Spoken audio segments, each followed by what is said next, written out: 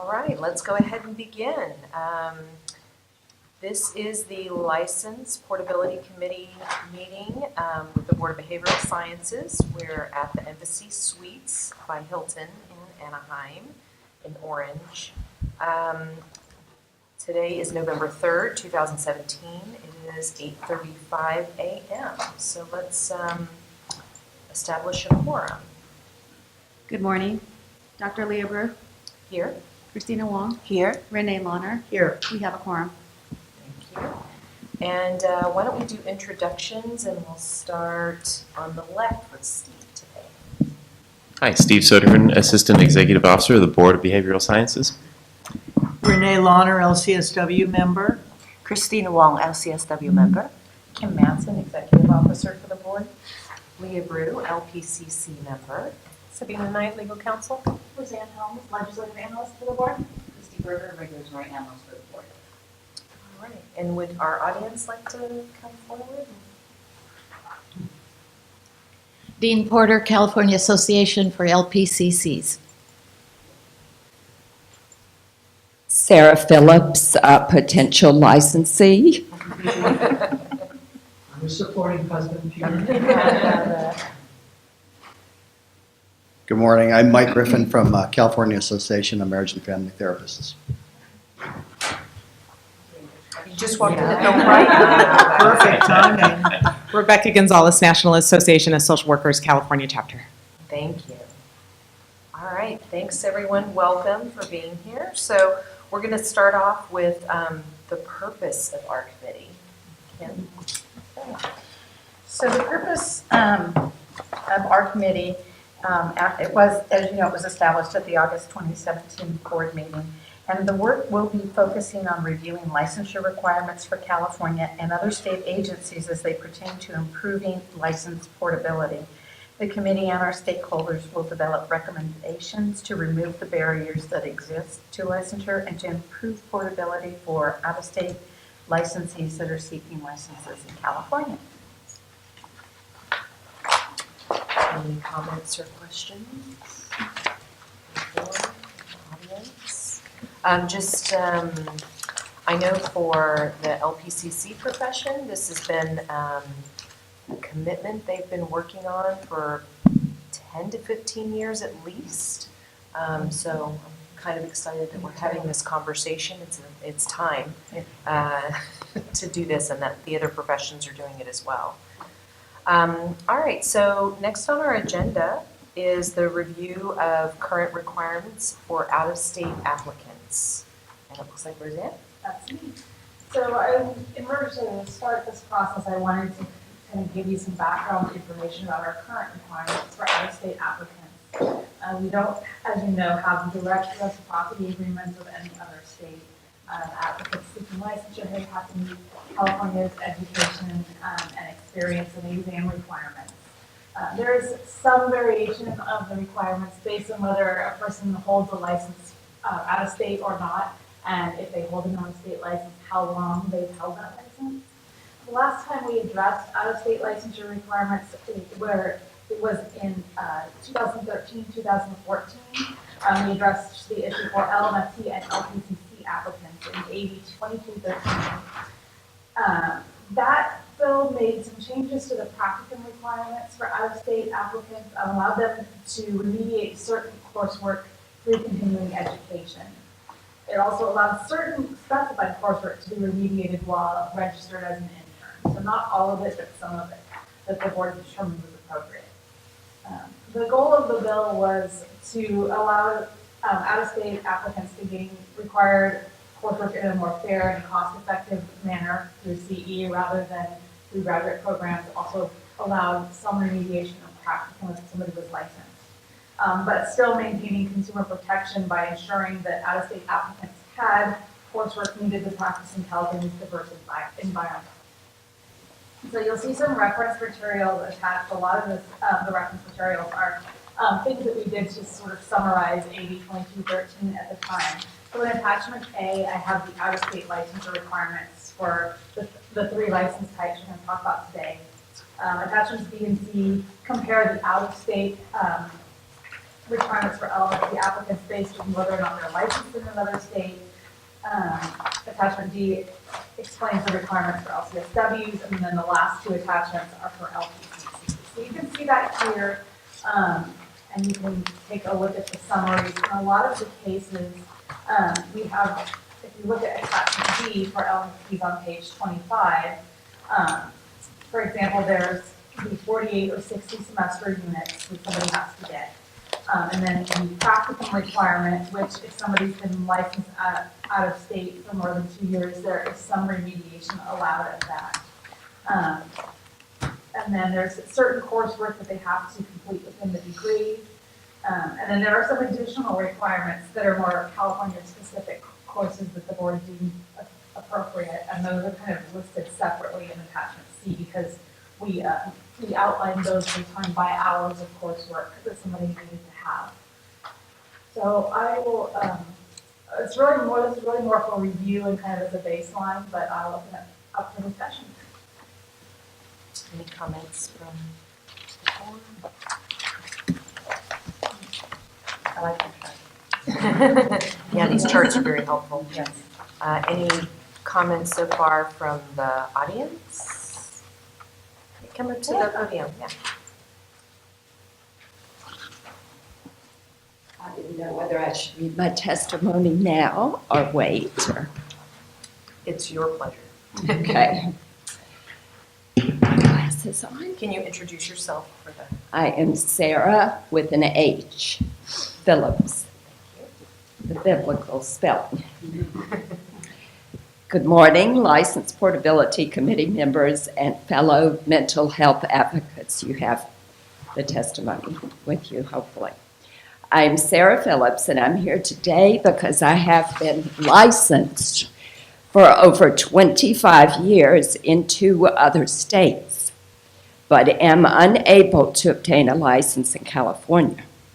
Thus, I'm strongly encouraging the BBS to adopt the National Counselor Licensure Endorsement process in California, vigorously developed and supported by the National Board for Certified Counselors, the Association for Counselor Education and Supervision, the American Association of State Counseling Boards, and the American Mental Health Counselors Association. I obtained my MS in psychology from Auburn University in December 1970 and practiced as a therapist in Michigan and Alabama for several years before they established licenses, in between raising 3 children. Subsequently, the state of Alabama established a counselor license, and in 1985, I obtained my licensed professional counselor license number 545 status in Alabama and continued to practice until my husband and family moved to Florida in 1994. While still in Alabama, I completed the necessary requirements to be certified by NBCC as a certified clinical mental health counselor in 1990, and later in 1993 as a national certified counselor. Since I knew we were moving to Florida by 1991, I took 6 additional graduate counseling courses beyond my master's at the University of South Alabama in order to satisfy the state licensing requirements in Florida. I also passed the Florida counseling exam and obtained my licensure in Florida in 1991 as a licensed mental health counselor, license number 2719.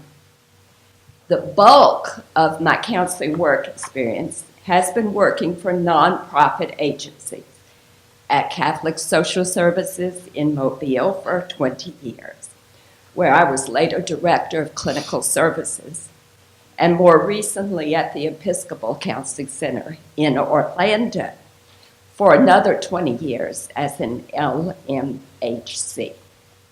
Sometimes during these years, I've worked full-time and at other times part-time, depending on family responsibilities. We decided to move to the Los Angeles area in August 2015 after our youngest child, who is actually 21 today, graduated from high school to be near our two older children who had moved to this area after college more than 10 years ago. While it is wonderful and magical to live in the same city with our three children, our daughter-in-law and precious toddler granddaughter, almost 2, it was very disheartening and actually a little depressing to learn I had lost my profession. When I looked over the BBS requirements before we moved here, it appeared that since I had most of the graduate counseling and CEU courses required, except for 2 or possibly 3, all I would have to do is take additional CEU or graduate counseling courses, pass the counseling exam here, and I could obtain my LPCC license. I was shocked to find out that the additional 6 graduate counseling courses I had taken to satisfy Florida 20 years ago would not be accepted because they were not from my original MS in psychology. Thus, I was told that according to the current law, I could not even apply for licensure. I understand that all of my graduate courses are over 10 years old because I'm kind of old, and that the graduate units required for a master's have increased to 60 to 90 units in graduate school, depending on the quarter or semester system. But I thought that the whole point of continuing to earn CEUs every 2 years was a way of staying current in one's field, regardless of one's age and dates of graduate courses completed. I have been earning CEUs since 1985, Alabama requiring 40 hours every 2 years, more than Florida. Florida only required 30 hours every 2 years. As the law for BBS stands now, my NCC and CCMHC certifications are also meaningless, and I would have to earn a whole new master's here, costing $30,000 to $60,000 in order to be licensed in California. Nevertheless, I have not been idle here. I recently obtained my CATC-4, Certified Addictions Treatment Counselor certification in California, so that I can be employed in substance abuse facilities. I love living here, and every day I see dozens of positions available for licensed counselors. So obviously, there is a need for more licensed counselors in California. Unfortunately, I also notice many open positions where the positions can be filled by counseling interns with much less experience than my 40-plus years. I do not blame the BBS for this inequity. Again, I simply stand here in strong support for the NCLEP. I have always been a generally happy human being, and am always at my happiest serving others and being a responsible part of my profession. I hope that you will carefully examine the joint statement on the NCLEP and move to adopt its essence. Thank you. Thank you very much. I think she typifies why we're here. That's exactly the reason. Exactly. You're safe to practice, and we're bound by law, so let's change the law. Yes. Well, good morning again. It's nice to be here. I'm Mike Griffin again from California Association of Marriage and Family Therapists. Just a few general comments. I wasn't sure where they fit best in the agenda. I guess this might be the place. First of all, we really appreciate the work of this committee. We really strongly support the efforts to pursue portability. Anything that we can ever do to help you in that, we're interested at any time in lending our support to you. We would agree that it shouldn't be onerous for somebody out of state to come to California. Absolutely not.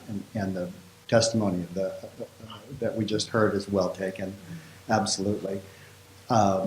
Anything that might help to facilitate licensure without, this is probably saying the obvious, without making it easier for somebody to come from out of state to be licensed than it would be to become licensed if you were doing it from within the state.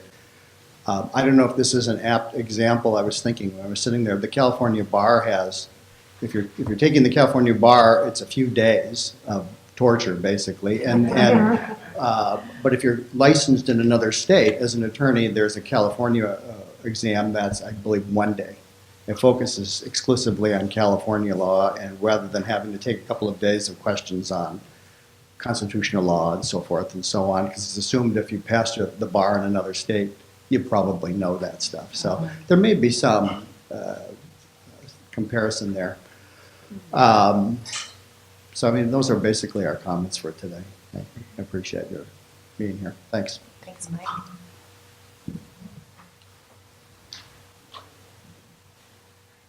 Well, just so that you're hearing from the LPCC point of view as we introduce our work together, I'm the one that asked for this to be an agenda item, and so I'm very grateful that the committee has been convened, and I've got lots of examples of people I've talked to, LPCs coming from across the country. So thank you for taking this up. Thanks, Stephen. All right. Any other comments from anyone? So can I just say, so when I was on the out-of-state education committee, to work on, with the staff to work on that, to fix up some of the requirements and loopholes. And I think we recognize that, it's, even with, the ability, even with the law now, having the capacity to, to allow the unlicensees or the pre-licensees, to make up with the classes, it's still going to be hard, for the, current existing licensees. So I just want to recognize that, this is something that, it's been in our radar, and I'm glad that, now we're going to have that opportunity to really talk about that. Anything else? All right, let's move on to agenda number 5, reviewing the curriculum requirements of program accrediting entities. And so, where's Ann? Yes, so I took a look at the curriculum requirements of the major accrediting agencies for each license. This we can kind of get an idea of what coursework or topics they consider essential for a license that might help us later in deciding, what additional coursework we want to focus on if you're looking at a degree coming in, accepting it, maybe requiring some remediation of courses specific to California. So I looked at the Commission on Accreditation for Marriage and Family Therapy Education, or COAMT, the Council on Social Work Education Commission on Accreditation, which is CSWE, and then the Council for Accreditation of Counseling and Related Educational Programs, which is known as CACREP. So I've kind of highlighted and provided you some information from the various entities' documents detailing their standards. For COAMT, which is the MFT accrediting entity, they have what they call minimum foundational curriculum requirements. And programs are allowed to kind of put together their own degree, and they can emphasize some areas more than others, but they have to meet the minimums. So some of the things are foundations of relational and systemic practice theories and models, 6-semester units, clinical treatment with individuals, couples, and families, 6-semester units, diverse, multicultural, or underserved communities, a minimum of 3 semester units. Research and evaluation, 3 semester units. Professional identity, law, ethics, and social responsibilities, 3 semester units. Biosocial health and development across the lifespan is 3 semester units. Systemic relational assessment and mental health diagnosis and treatment, 3 semester units. And then contemporary issues, no minimum amount is required, it's just gotta be covered. And then community intersection and collaboration, no minimum amount is required. And then the programs have to have a practicum or internship with at least 500 clinical contact hours and 100 hours of supervision. That's how the MFT accrediting body does things. CSWE accredits the social work programs, and they have a competency-based education framework based on student learning outcomes, and they have 9 social work competencies that are listed in your packet.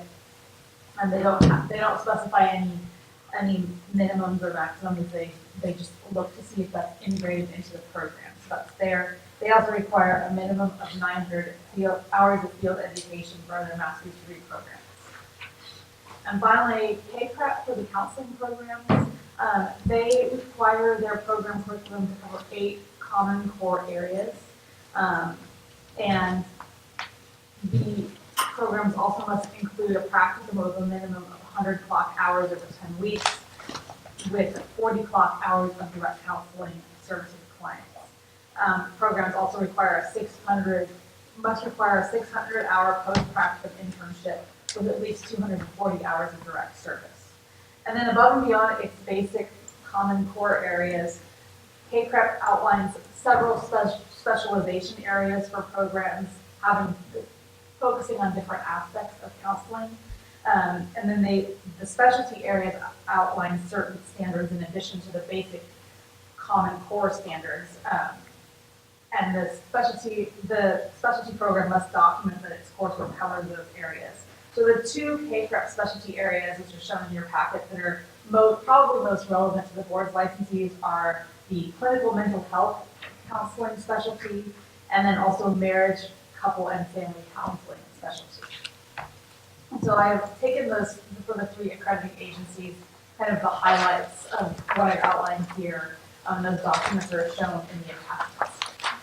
So I want to speak to CACREP because I breathe, eat, and live that as an educator. The clinical mental health specialization is something newer and newer language. In older degrees, it was called agency counseling, community agency counseling. So I want to be careful not to use the specializations as anything if we decide accreditation is part of a decision. I don't know. We'll get there. But we want to be careful with the specialization. Basically, the basic degree, regardless of their specialization, really prepares them to be an LPCC in California. What you might want to consider is if we use accreditation, the marriage, couple, and family should also qualify them for the MFT license because it would meet many of the criteria that even their accrediting body recommends. But we'll get to that when we get to that. But I don't want the specialization to preclude people from getting the LPC, mainly because there are a lot of school counselors. That's probably the most popular one, the most popular specialization. And unlike the way it was born in California with at first just the post-baccalaureate credential, they actually did the master's with the LPCC requirements, and then they learn about school counseling and an additional specialty. So we don't want that. They're the ones that really get hurt every time they move here from another state because of that specialization. Can I ask you for Yes. a short break? I'm having issues with the webcast out there. Okay. Just give me 2 minutes and I will. 2-minute break. Okay. All right. Dean, then we'll hear you after we take a break. Yeah.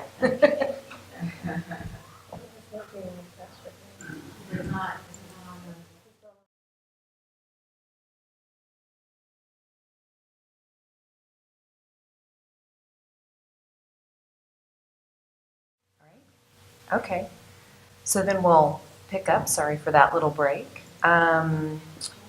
So Dean, you had a comment that you would like to make? Yes, I just had a comment on what you were just saying about the CACREP core of 8. Mhm. Since we require diagnosis to be within the degree now, that CACREP core 8 does not include diagnosis.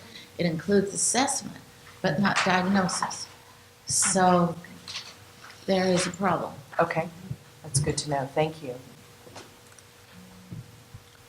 All right, any other comments or questions? So now let's get to the juicy stuff. We're going to discuss and compare the current National Association proposals to improve license portability.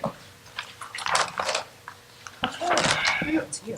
That's me. All right. So, I'm just going to kind of walk through history here a little bit.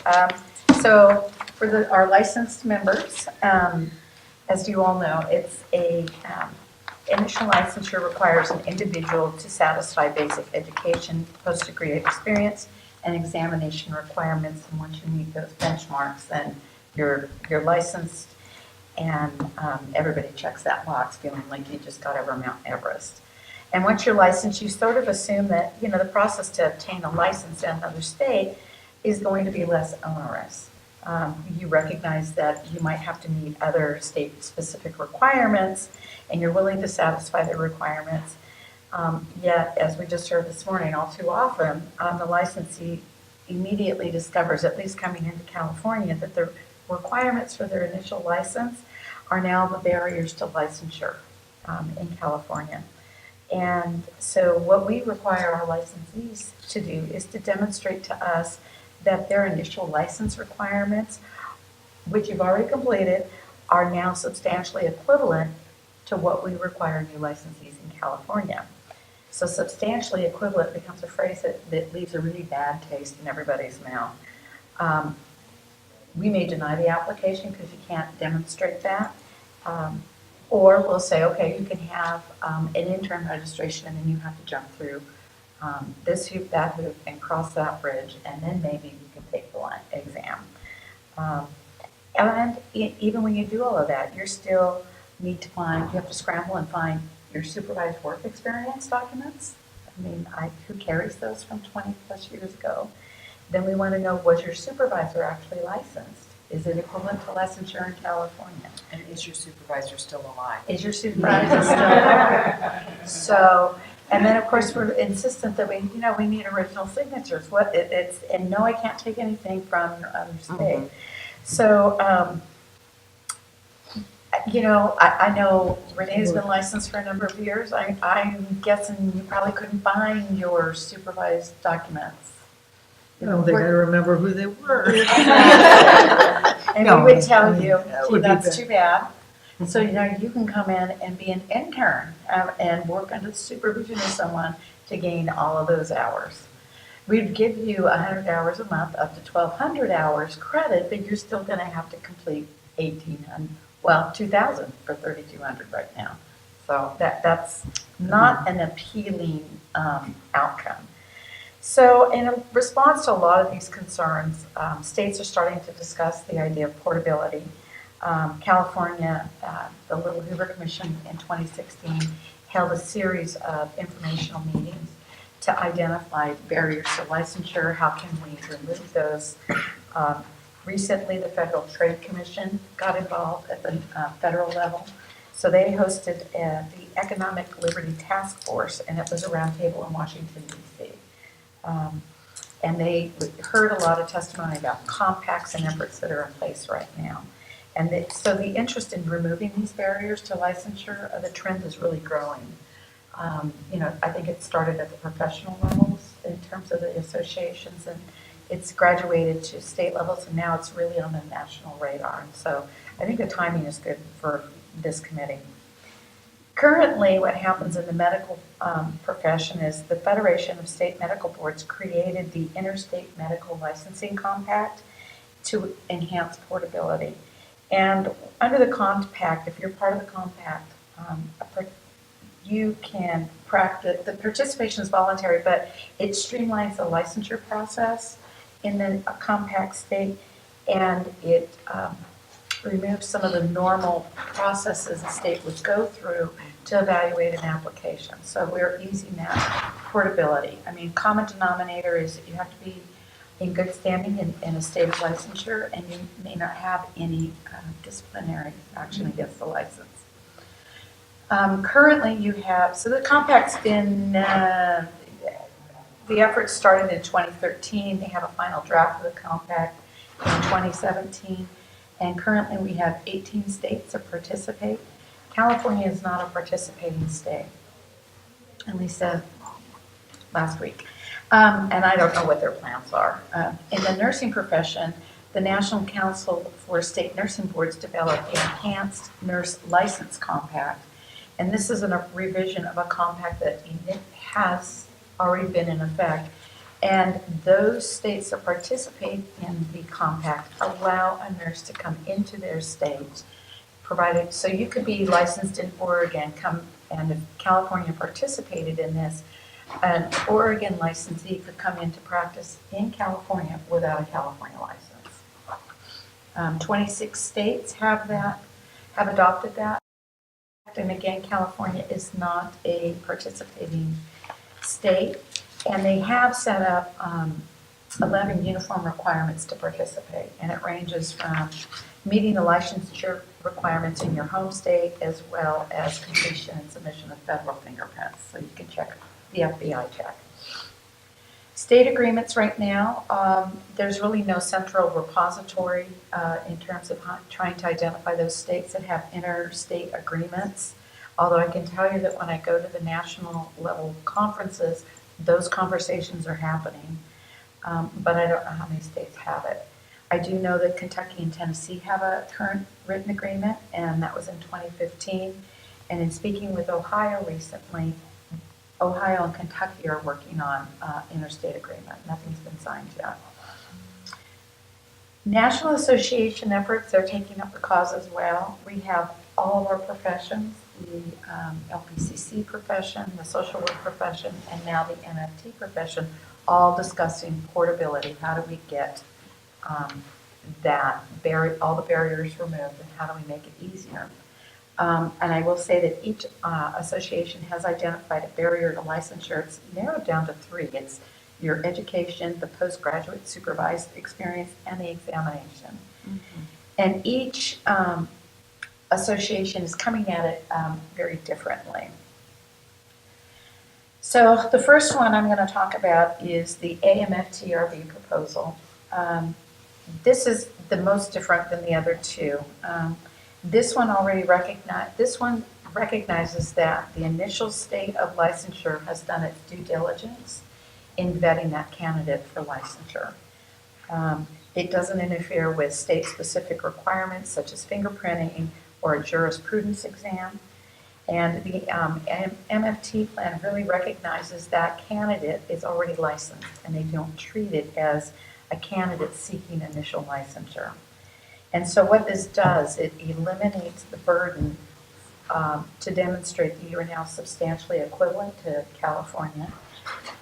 You basically, under this plan, what would happen, and we'll use Ms. Phillips as an example, we would go back, Ms. Phillips would submit a document to her initial state of licensure, and they would verify the issue and expiration date of her license, the time that she's been licensed, and the MFT plan requires you to be licensed at least 1 renewal cycle, the current license status, identify any previous or current formal discipline.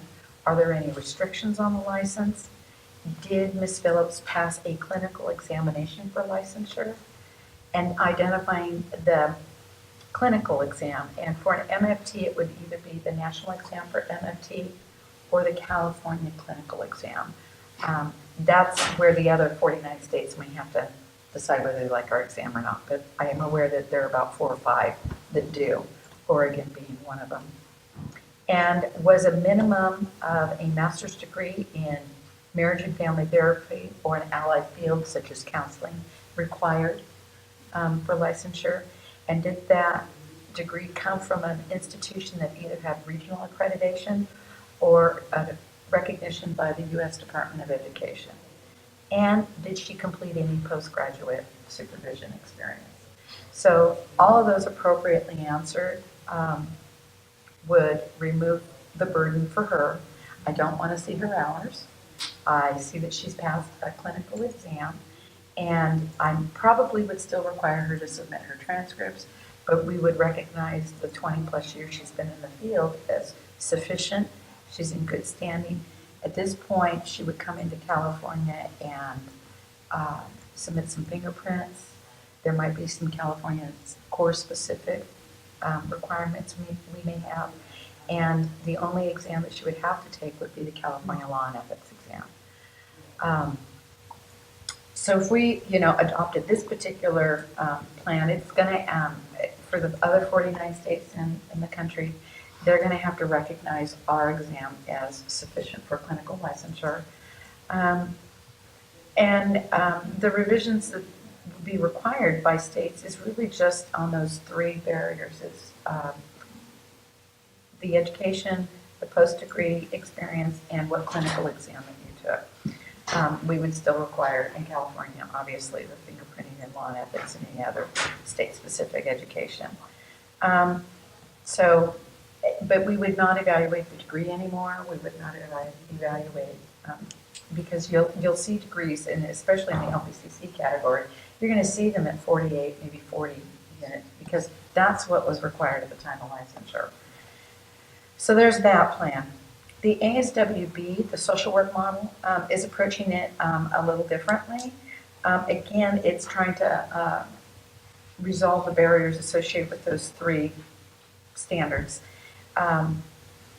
So what ASWB is trying to do is they've identified three categories of licensure, but for our purposes, we would only be reviewing the highest level of licensure, which would be the LCSW. And at a minimum, the individual must have graduated from an accredited social work program. They needed to have a passing score on the appropriate ASWB exam, completion of supervised hours, and no discipline. So the ASWB anticipates that the states would be able to adopt these standards without any regulatory or statutory change. And in California, these are already in our law, so we would not need to do any law change. But their proposal to address the whole portability issue is to develop a centralized data bank where licensees can submit those requisite documents. You can have your supervised experience forms kept there. You can have your transcripts kept there. You can retain other information in there, like CEUs, other states of licensure. And what the change in law would be for California is that, one, we'd have to recognize ASWB and accept that they're a primary source verification, which I think, that's a legal thing, and we might need to have a longer conversation about that. But upon request to ASWB, then they'll release the documents to the new state, the transcripts, the supervised hours, and then the state here in California, then we would evaluate all of that. We would still be looking at education. We would still look at supervised hours. We'd still look at, was that supervisor substantially equivalent to what we require in law? But, the plus side of that is now the licensee has a central repository to store all those relevant documents to send to other states. Participation in the data bank is going to be voluntary. My guess is that there will be a fee to release the documents to the states. That's it. And ASWB said that they would verify all the license in which that individual holds a license and do some other checks for us if we wanted that. But essentially, once you got the documents, we would continue as we normally do. One of the success, to make that work, they're going to ask states to strongly encourage social workers to submit their documentation to house it. So we would have to, I anticipate that we would need to definitely address the primary source verification issue under this plan. And then, so there's that. NBCC has a similar proposal And NBCC collaborated with the American Association of State Counseling Boards, the Association of Counselor Education and Supervision, the American Mental Health Counselors Association, and they developed the National Counselor Licensure Endorsement Process. And that's the process Ms. Phillips referenced earlier. Their plan states the following: any counselor licensed at the highest level of licensure for independent practice available in his or her state may obtain licensure in another state or territory of the United States if all of the following criteria are met. The first criteria is that the licensee has engaged in ethical practice with no disciplinary sanctions for at least 5 years from the date of the application. The licensee has possessed the highest level of counselor licensure for independent practice for at least 3 years from the date they submit the application. The licensee has completed a jurisprudence or equivalent exam if required by the state regulatory body. And the licensee complies with one of the following: they meet all academic exam postgraduate supervised experience standards as adopted by, let's say, California, or they can hold a national certified counselor for credential in good standing as issued by MVCC, or they hold a graduate level degree from a program accredited by CACREP. So, and the licensee seeking licensure here in any other state is likely to satisfy the first three pretty easily. But if you don't have an NBCC credential or you didn't go to a CACREP program, that's going to be a little tough. And, then the licensee needs to demonstrate what they have is, again, substantially equivalent. So in general, I think each proposal is really trying to make a strong effort to improve portability in another state. They all allow states to retain their own jurisdictional authority for state-specific applications in terms of requirements like fingerprints. All these proposals really identify consumer protection as a key component because they all specify that the individual that's applying cannot have any disciplinary action taken against them. And each of the proposals all identify there were 3 common requirements for licensure. Basically, a graduate level degree, postgraduate supervision, and passing the clinical exam for licensure. And any of these proposals, or however we morph it, we would be looking at some law changes. But I'm going to turn it over to Dr. Brew, and I am going to comment that just before I do that NBCC has submitted a letter, and if I may read that. Sure. So Dave Bergman is the a counsel of record for NBCC, and he submits the following. The National Board for Certified Counselors is writing to encourage the Board of Behavioral Sciences to adopt the National Counselor Licensure Endorsement Process in California as your standard for licensure endorsement. NBCC is the national certification organization for the counseling profession, representing over 62,000 national certified counselors in the United States. NBCC also develops and administers the licensure examination for professional counselors in all 50 states, Puerto Rico, and the District of Columbia. The NCLEP was developed by the American Association of State Counseling Boards, the Association for Counselor Education and Supervision, the American Mental Health Counselors Association, and the National Board of Certified Counselors. These 4 national organizations represent key counselor constituencies, including counselor licensing boards, counselor educators, mental health counselors, and board-certified counselors.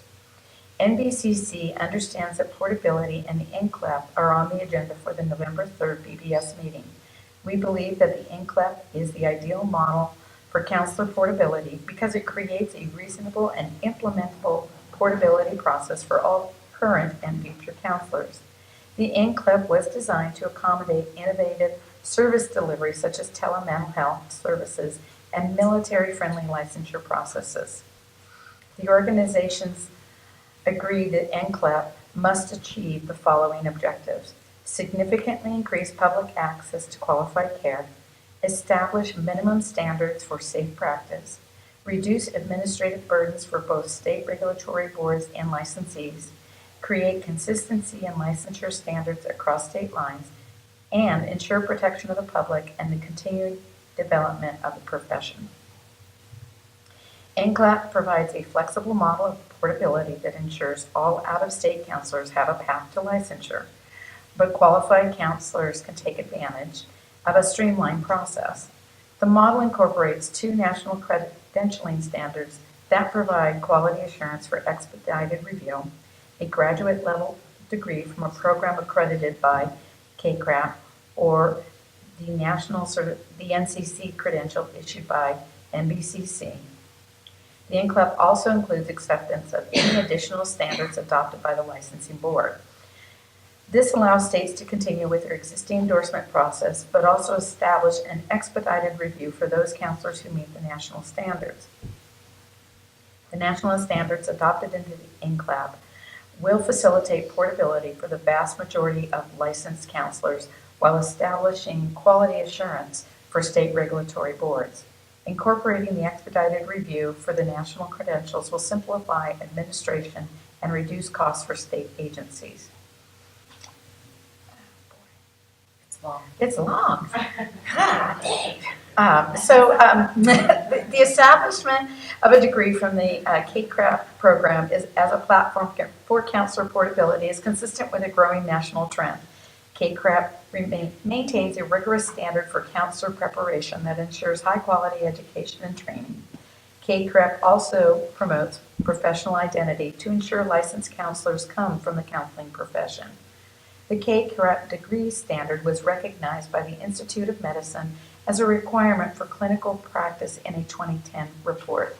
Since that time, states and federal governments have increasingly adopted the standard for practice and participation.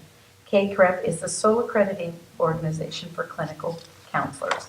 Nationally, the number of CACREP programs has increased significantly over the past 7 years, rising from 530 in 2009 to 753 in 2016. There are an additional 58 programs that are in the CACREP accreditation pipeline. According to CACREP statistics, over 41,333 students were enrolled in CACREP programs in 2016. The job analysis for the National Counselor Examination for Licensure and Certification from 2011 shows that 71% of practicing counselors came from a CACREP accredited program. The National Certified Counselor credential is equally rigorous. It requires a master's degree or higher with a major study in counseling from regionally accredited programs, including at least 48 semester or 72 quarter hours units of graduate level academic credit in counseling.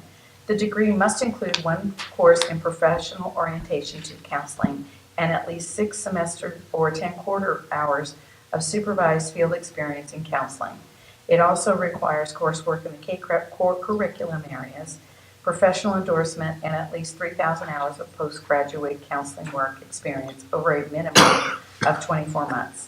Finally, counselors must pass the NCE examination or the National Clinical Mental Health Counseling Exam, and NCCs must adhere to the MVCC Code of Ethics. The NCC has served as a premier counseling certification since 1983. It is required for licensure in Delaware and is recognized by other state programs. Over 62,000 counselors currently possess the NCC, and that number is growing each year. The NCLAP provides a uniform standard for licensure endorsement built on national standards, and MVCC urges the Board of Behavioral Sciences to adopt the NCLAP as the standard for licensure endorsement in California. The NCLAP will make California a leader in counselor portability and facilitate the flow of qualified counselors into the state. The plan balances the priorities of public protection with the demand for increased access to behavioral health services. The NCLAP also decreases costs while increasing the quality. Thank you for your consideration of our recommendations. Sincerely, David Bergman. Great. So I have 10 comments. The first I want to start with is a discussion about there are different standards, and from your opinion, do we want to make this perfectly compatible among the three professions, or as closely as possible, or do we consider adopting each of the different professions separately? We're not making any suggestion. I mean, we're talking about the possibility moving forward, Right. but we're not making any suggestion right now. I just want to clarify. Okay. Yeah. Well, I think the question is, we're here to explore portability. Absolutely. And I think that we would need to figure out what that portability would look like, right? So I wanna. So in my mind, I think it's important that we clarify the concept first. Okay. Are we talking about portability / mobility or reciprocity? Because, that's what's been, flowing out, used, interchangeably. And in my mind, I think it's very different. When you talk about mobility, you're talking about moving from one state to the other. Reciprocity means that, if, let's say, Oregon, that we have an agreement that we accepted both. Yes. And I'm not sure we're there yet. Okay. So my I think we're question talking is- about really about, I just want to make sure that we're clear about this, about the portability. We're not doing reciprocity. We're not doing We're not doing reciprocity. reciprocity. Okay. We've got to do portability. Right. Or nothing. mobility. Or what we are. Or mobility. There's too many states. Right. Yeah, there's too many states. We Too have to many of them. evaluate each and every state. Right. So I don't think reciprocity is, No, it's not on the table. right. Right. So, I want to just be able to respond to applicants when they're clearly qualified, but the letter of the law Yeah, no, absolutely. just ties my hands. And honestly, I'm all about, let's keep California, we have some specific requirements educationally. I definitely think that there's value in keeping that. But I think when you come into the state and you've demonstrated, 3, 5, 20 years of practice without any type of disciplinary action, but you happen to have the wrong unit degree, that's hard to argue. or worse yet, your degree Or is your just older. older, and so right. those things Well, were it's not different. in vogue at the time. Right, and Right. that's really part of the discussion that we had at the AMFT meeting. You talked about the older degrees. That was the standard at the time. And then as the profession has changed, the degree requirements added more units to the degree. And then it was, well, we need that competency, we need this. And so the degrees have evolved, but that doesn't mean that the practitioner has remained stagnant and only practicing what that first initial degree is done, because all the states require continuing education. Right. All the states require a graduate level degree, and all of the states require postgraduate supervision. In the MFT world, the requirement can range from as low as 1,500 hours to 6,000 hours. And the difference there is the lower numbers are really only clinical hours. There's no non-clinical in there. Up to 6,000 where it's everything. So, but the bottom line is they still had supervised clinical experience. And I don't know that there's any data to suggest that 1,500 hours is not enough, but 3,000 is the magic number, or 6,000 is the magic number. Especially when they've demonstrated evidence that they're practicing safely. Exactly. So Yes. in my mind, you had to do that hurdle to get the initial licensure, or why do we need you to demonstrate that it's substantially equivalent to what we're doing here in California? Why, I mean, we give them 100 hours up to 12 months coming in, but then we say, but that's not enough because you can't produce the documents, or we can't verify that the supervisor was equivalent to what we require, so please wear the intern hat again and go get another 2,000 hours. And the other thought I would say on that, so I think if we could, my recommendation would be, if you had a graduate level degree program that satisfied initial licensure, you had postgraduate supervision that met the licensure requirements in that state, and you passed a clinical exam, I think if you can tick all three of those boxes And you're not in trouble. and you're not in trouble, then, you know, come to California, submit your fingerprints. Here, maybe you need to take that MHA competency, and you need to take my law and ethics, because if you're coming from one state into another state, I don't think that they woke up one morning in Wyoming and went, I am really going to treat a total different culture. I am going to see, primarily they continue whatever practice they had in that state, Right. they're going to continue that level of practice here in California.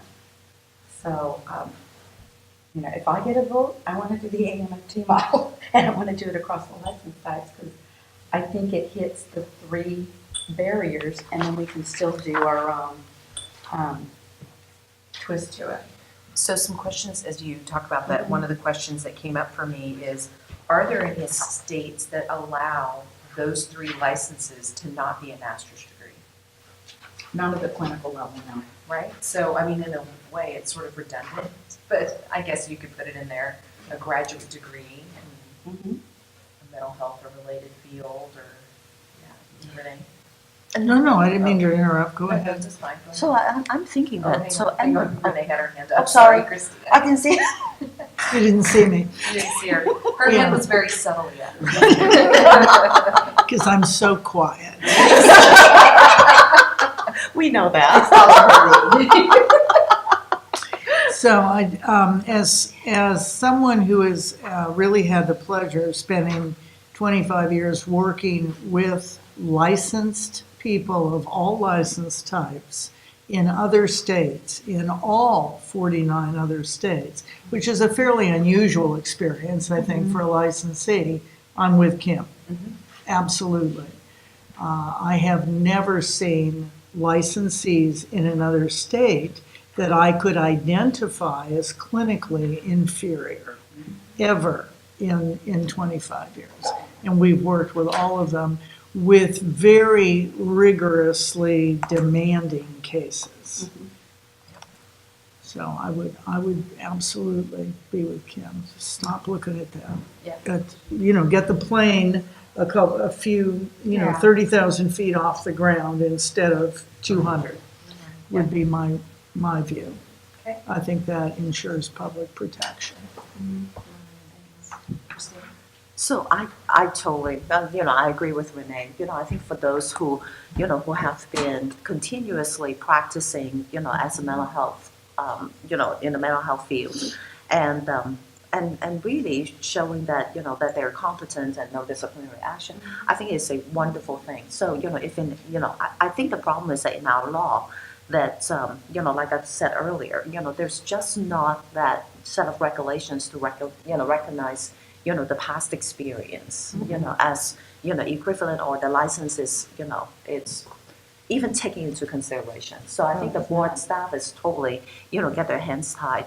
So I think, whatever way that, we can look at, for one, be able to, have the language, to support the license coming in, and yet also be able to fulfill that, the consumer protection. I think it's important. And I do want to state that, since I was recently, out of state, and sometimes, I think, there is, at different states, there are definitely different cultural aspects. And I think in California, I think one of our thing is really about the diverse population. So I want to make sure that, that for those who come in, are able to recognize that, that the diverse population and the cultural diversity. And to me, I think that's a very important part. Yet even though, I know, licensee can, they don't have to, be competent in every single part of it. But at the same time, we are very different. We are culturally very, very different. So, I just want to make sure that, whatever the consideration, that we take that cultural diversity of the, of the population in mind. So kind of the way I want to move forward with this is to talk about sort of the larger pieces of, do we say, okay, if they've been licensed in another state for at least X number of years, and then do we need to talk about degrees, do we need to talk about accreditation, yes, no, whatever. And then we can talk about other requirements like what educational requirements or the law and ethics. So that I want to get down to, drill down to that Absolutely. at the end, if we can do that, and start sort of with the big picture. Are you guys okay with Absolutely. moving there? So my first thought is, they're talking about degrees from a regionally accredited institution, or that it's a master's degree, or that it's an accredited degree. Do we want to specify degree, or is it that they've been practicing licensed for X number of years, whenever we get to that, is adequate? My take would be, I think it's important to specify a master's level degree. From an accredited From an institution, accredited regionally institution, accredited? regionally accredited institution, which is what we accept now. Okay. So I'm perfectly comfortable with that. And would it need to be, what kind of a master's degree? Does it need to reflect the profession? Like it needs to be in social work for social work? It Right. needs to be, so then what about marriage and family therapy? Exactly. Because some people with marriage and family get that expertise after they've gotten their degree. And it's they a go- specialized. And it's a specialized Specialized thing. That's license. post-degree. Okay, so for that, the LPCC, the way the LPCC, They could be they an could be LPCC. LPCC, and then they would have the extra education to allow them to treat families and couples here in California. Except that CAMP has privileges in this state that other organizations don't have. So I wouldn't want it, 5 attorneys on staff? Well, no. I mean, I want them, if they identify as a marriage and family therapist, I don't want them to be forced to be a clinical counselor if that's not how they're identifying. Okay. But that's how their degree, right? We don't have amped here, who may have a very different opinion. Yes. Who really wants to make clear the identity difference between counselors and marriage and family therapists, right? Because in their eyes, we're two different professions for the way I perceived AMP's position. And then for the counselor position, MFT is a specialization as a counselor and just a simply different way of working. So even though we don't have our amped representative here today, I don't know, do we take that? I want to take that into consideration. But if somebody identifies as an MFT, because they ended up specializing in that area, and they've been seeing just couples and families and nothing else, it would be weird that they would be an LPC if there's a meaningful difference between the professions. Well, that comes into the nuts and bolts, how we want to move forward. Because, I mean, right now we're really talking about, some ideas. Right. And I think, if it sounds like that, we do want to move forward, to adopt some of the ideas from the National Association.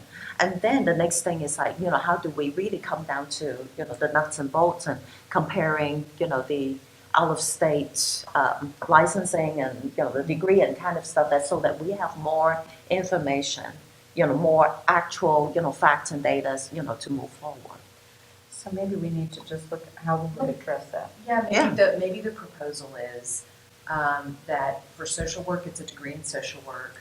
For counseling, it's counseling or related degree. For MFT, it's MFT or related degree. Yes. But they would have had been licensed as an MFT in that state, Right. and that would be sufficient. That they Right. don't have to meet any other criteria. But Yes. if they're already identified as an MFT in that state, then they should be identified in this state as Agreed. well. Okay. So So maybe we'll that's look at the Which is the whole license type. point of accepting their license. Right. And they're accepting them as licensed. Exactly. They come in as a licensed person needing Right. to meet California-specific requirements, but they're licensed. That's the Right. foundation. So there you go. Okay, so maybe we propose, we Right. can sit on that until our next meeting, and my thought is we put together a proposal of some ideas. Yes. And then we bring it to the next meeting and we put it out to everyone so they can come back and comment on that. Yeah, I So- like whatever license type you have. Yes. Okay. So that way it would define. Okay, then the second piece is X number of years. Yeah. Christy has a comment. Well, I think I just have a question about, the CACREP degrees who have that MFT specialization, but what you're saying is if somebody came in and they already they had an LPCC license, let's say in another state, but they have that MFT specialization, they would still go for the LPCC license? Or would they have the option for both? I Well, mean, that's what she's saying, if they are Yeah. licenses in LPCC in another state, You'd stick with that. They'd stick with that, but if they did the LPCC licensure with the focus. But here's, no, but I just Yeah. thought of something. Yeah. Because this is the only state that has restrictions on, I'm not worried about treating families and couples, they'll have met that criteria. My concern is the assessment piece, because of the psychologist blocking, CPA blocked our ability to use 3 or more instruments for the purpose of assessing. We're the only state that has that restriction. LPCs in all other states can do full assessments. And so an MFT does not have that restriction, always assuming that they have the scope of competence to do so.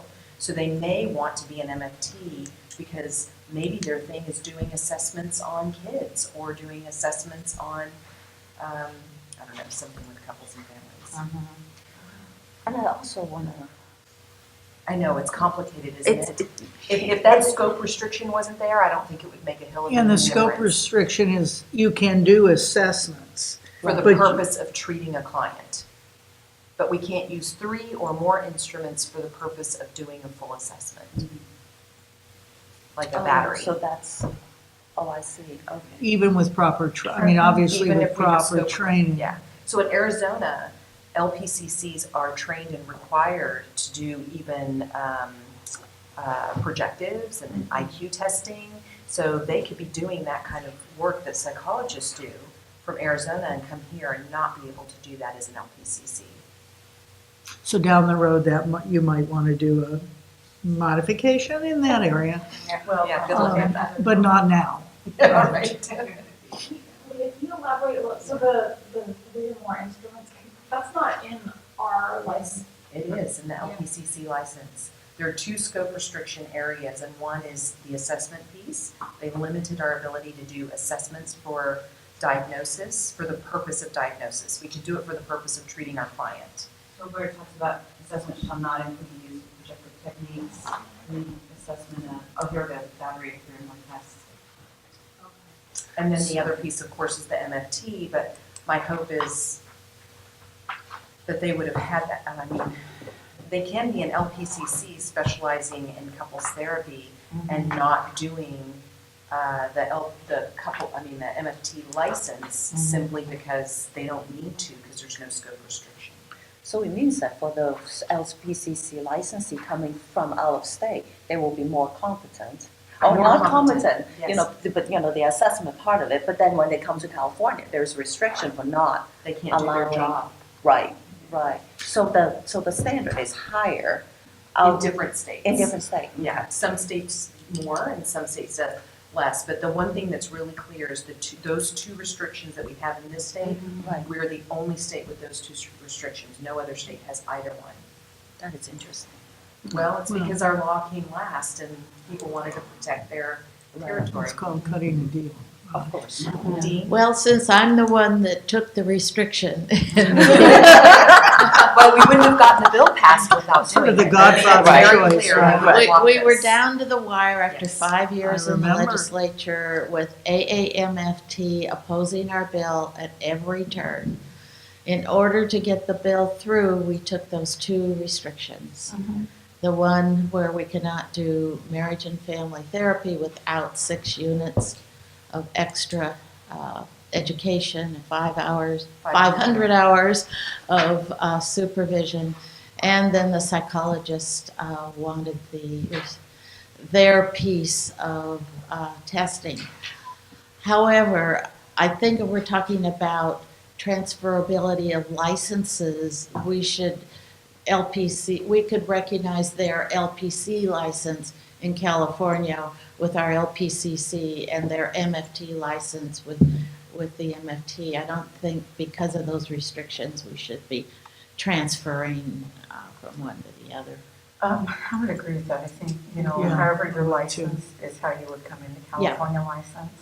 Yeah. So let me ask you this, now the BBS is, I'll call it certifying for lack of knowing the proper word, that the LPCCs have met the requirements to do couples and family work. So are they going to need to submit their 500 hours of supervised client contact experience and their, the 2 courses are easy. I would think that they would we would accept because other states allow treatment of couples and families, we would accept that they have the 500 hours and the coursework, but they would still have to do the CE part. Right. Because that's ongoing. Oh, the CE. And that's the way it is now. Yeah, which the CE is not a concern. And LPCs coming from other states get it, and they just apply. and But we can take just another not course. require those hours and assume that Right. they'll be competent to treat couples. And that's the way it is So, now, right? In You're, all the other states, Okay. I would think so. Do we need to create language to make that clear? It certainly wouldn't hurt. Right. Yeah. But getting back to the number of years licensed, what, So, okay, make a note, Yes. you're gonna make language Right. about that. Oh, yeah. I don't want people not being able to see couples and families. That's We're right. perfectly competent to do that, even with the training that we I have. think that if that's your scope of work in the state that you've come from, and as they pointed out, because there are some states that allow that, All the other I think states, that's fine. we're the only one. I know. Hang on isn't before we that already on the form, the BBS form, that if you're coming from another state that has that in its scope? It might be, Dean, Yeah, It is. that is there, although. Yeah. We didn't find that all 50 states clearly have that in their scope. of That's practice. It's the not- problem. It's not that it's in the scope of practice, it's not limited out of the scope of practice. It's not So many of restricted. them will say it's the practice of providing therapy. So, so it doesn't say that for couples and families, but it doesn't say not including couples and families. So what, I understand that how our staff has a list, we basically let them know all the scope of practice, because NBCC produces that handbook that talks about all the states. So I think if you come from a state that clearly has it in there, you check that box, you accept it, you have the education experience. There's it's just a handful of states that it's not clear in there. Yeah, it doesn't say one way or the other, so do we restrict the people that don't have that scope restriction? I mean, we are literally the only state with a scope restriction. Yeah. Maybe that form, that's just a form that the BBS made in order to have the MFT designation. Maybe that wording could be changed a little bit. Because I have heard of problems where a particular state scope did not say it includes, Couples and it families. just assumed that couples and families are included. And Leah's right, no, ACA did a survey and said no other state restricts marriage and family therapy. Yeah, it's well For documented in LPCs. that ACA community, so. I would like to request that we, because, that maybe you put the language, unless there is a scope restriction specified, that they should be allowed to treat couples. Right. Okay, Okay, so fix that. Number of years. How do you feel? so I was noticing a trend here of about 3 years, because it was going through at least one renewal cycle for one, and then the other one specified 3 years, and I forget what the third one is. One said 5 years. 5 Yeah, years. but, when you think about it, and that's why AMFTRB landed on one renewal cycle, because you took into consideration that as an intern, you've been practicing Right, under supervision for at least 2 years. for at least 2 years, and a renewal cycle across the states, with the exception of one state, is a 2-year renewal cycle. And what's that one state? That one, Is it more or less? it's less, it's a year. Okay, year. And I'm trying to think, I don't want to misspeak. So if we It was said somebody 3 in the room years. that I was with. So if you said if they've been licensed for 3 years, that they have gone through at least one renewal cycle and done some CE, and then they come to us. So, and that's 3 years of independent practice, that's the point. So I have a question. So we accept the score for the out-of-state for up to what, 7 years? If you are not licensed in another state, it's only good for 7 years. So if you've taken it for another state, we go back, because that's how we do for in-state. We have to have passed our in-state applicants. Your exam score on the exam, well, now with exam structure, I have to rethink how that works. But if you, The clinical examiners, is good for 7 years. Yeah, and then, Otherwise, you go back and you take the Right. So if you're licensed in another state, if you're licensed in another state and you come here, your exam score can be old, basically. But if you come in and you're still working on your hours, but you've already, because some people can take that exam, some of the states allow them to take it before they're. Exactly. licensed. And Utah is NCE like can be this. taken right Yes. upon graduation. Yes, Right. right. So, those we do restrict to 7 years. And that's what I'm thinking, say, we probably should be consistent with, with our law, that, if we accept, because some states, they do allow to license, and then they accumulate, the practical hours, submit, and then they, and then they formalize the license, those kind of stuff. So I want to make sure that, maybe 7 years, so that would be for us, is, I don't know. that would only really affect, if they're coming in and they're licensed, that doesn't really come into play. It only comes into play if they're applying with us and they don't have a license. Right. Yeah, we're not gonna talk about if you No, don't have a license. no. So you're No, the- no. We're not. No, Oh, that's no. right, They, my they should confusion. be able to meet the requirements because Right. their Yeah. degree should not be that old, or if No. it is, that's a red flag. Yeah, Yeah, exactly. we're not So, but going in there. my mind, this is strictly for people who Already already going. have a license. So it's a full license, not Full like, license, they, right. they At the just have a highest license. highest and then- level, A and clinical that's Right. license. a Right, clinical right. license at the highest At the level in that highest level. state. And that for a minimum of 3 years with the completion of at least one license renewal cycle. Or you could just say one renewal cycle. Okay. And then there's no, Discipline. yeah, well, I'm on the renewal cycle, that's for most states 2 years. Uh-huh. So basically, if you've been licensed for 2 years, you can come into California. Okay. And I think it might be better. Be to say easier. 2 years. 2 years. We would probably want to specify, unless we think otherwise, that it's continuously 2 years at the time of application. Right. But otherwise, we might get somebody, Would Like it if need our- to be an active it license needs to then? be an Yes. active license. Because I don't think, unless I could be, let me know if you disagree, but what if somebody was licensed in another state 2 years ago and they Or 10 might years? lapse and they haven't been licensed, but they were licensed a couple years ago? Do we want to let that person in under this requirement, or do we want to have them bring it to current? I and think then- they would bring it to current. I don't want to penalize somebody, like, let's say they decided to have a child or they had to take care of a parent and needed to step down for a year, and then they had to move here because of that, whatever that care is, and so I don't want to penalize somebody who May have gone in. may have gone inactive temporarily. I mean, maybe what we specified is how long they've been inactive, like 10 years, that's a little bit scary, but What we do, 5 years isn't maybe. yeah, I was gonna say for people who want to be a supervisor for clinical experience, they have to Right. be licensed for 2 years of the past 5. Of the past Yes. five, So right. So that's Active consistent, license to the yeah. last 5. Yeah, and currently active at the time of application, is, actually, we already, right now, that's one of the requirements if you're coming in from out of state and you want to meet some of the different qualifications of someone who's licensed, they have to be active. Right. At the time of Yes. application. Right.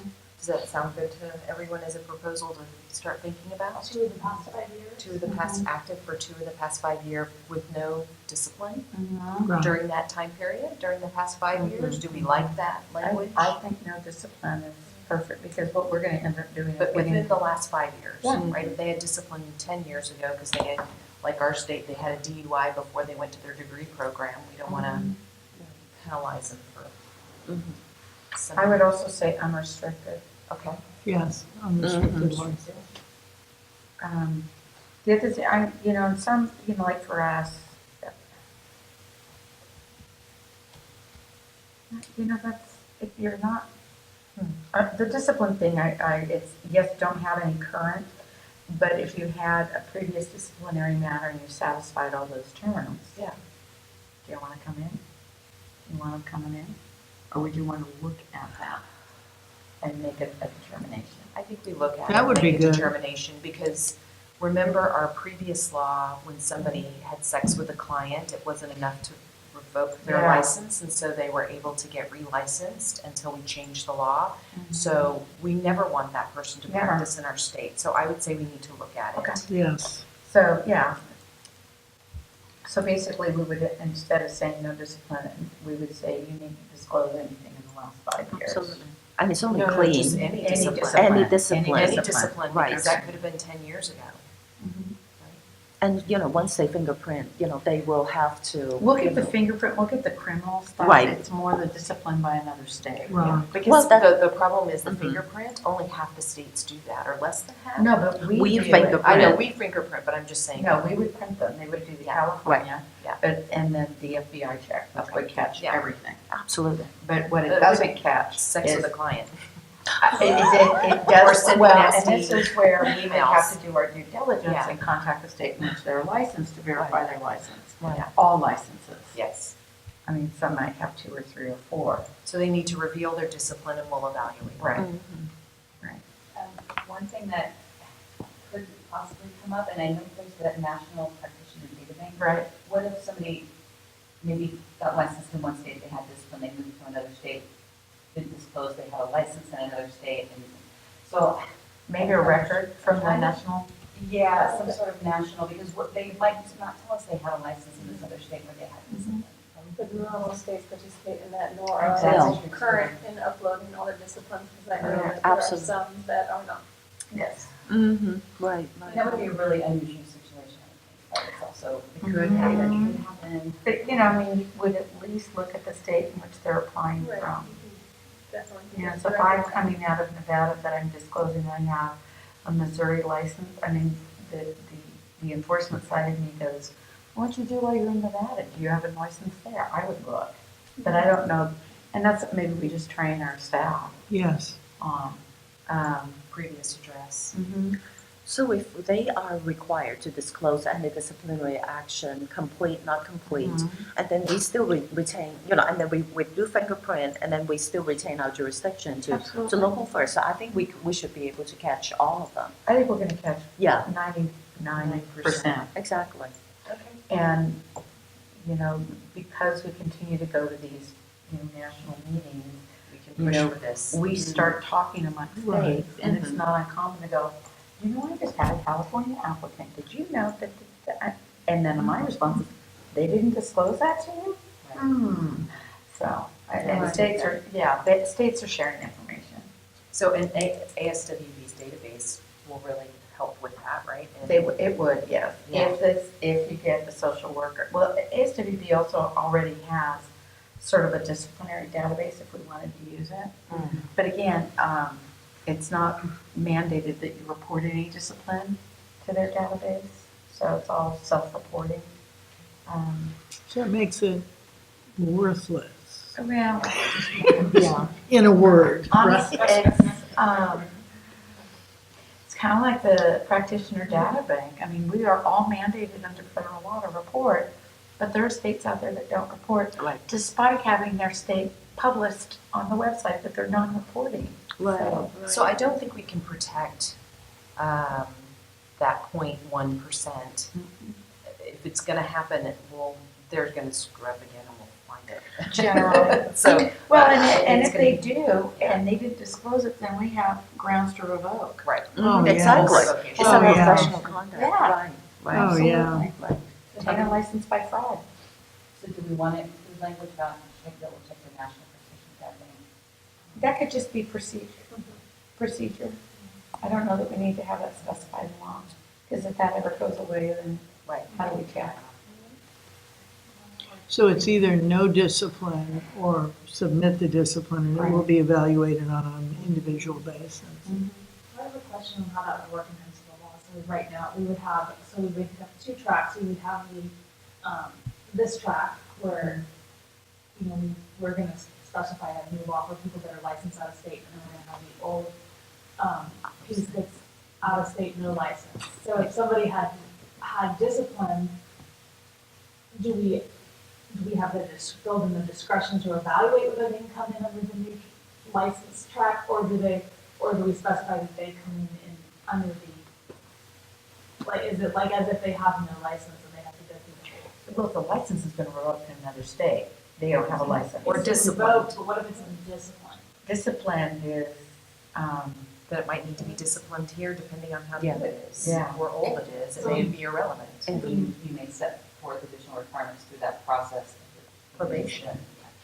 I guess it will be similar to what we have, if it, yeah, I see what you're For a talking criminal about, right, background right, check, right. yeah, I would think of it as the same as a criminal background. Right, Yes, right. yes. It's similar to how we do the disciplinary action.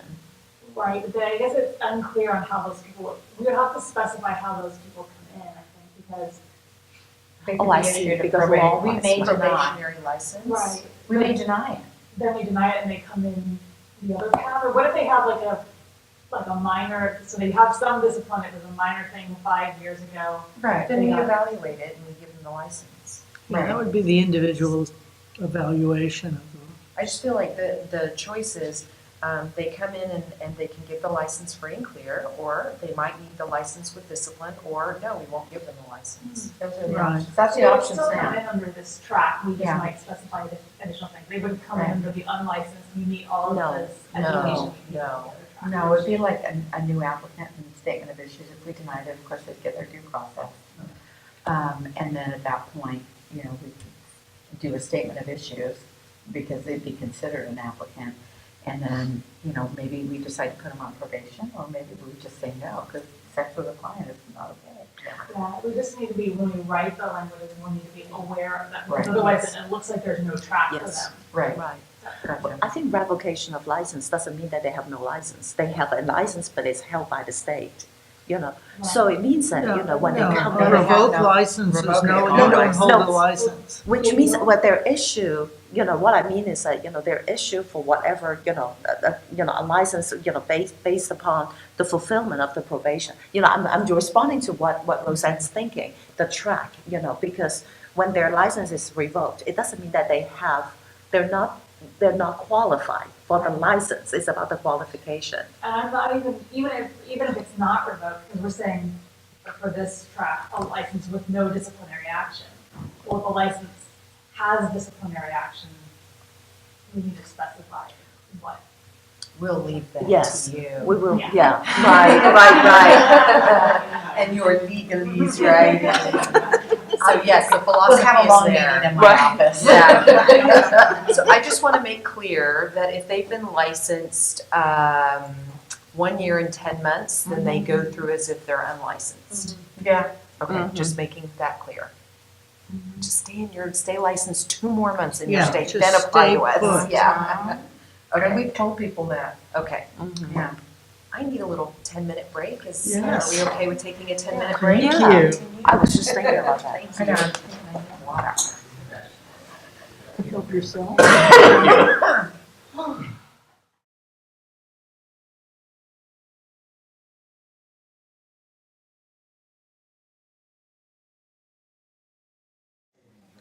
Okay, let's continue our conversation.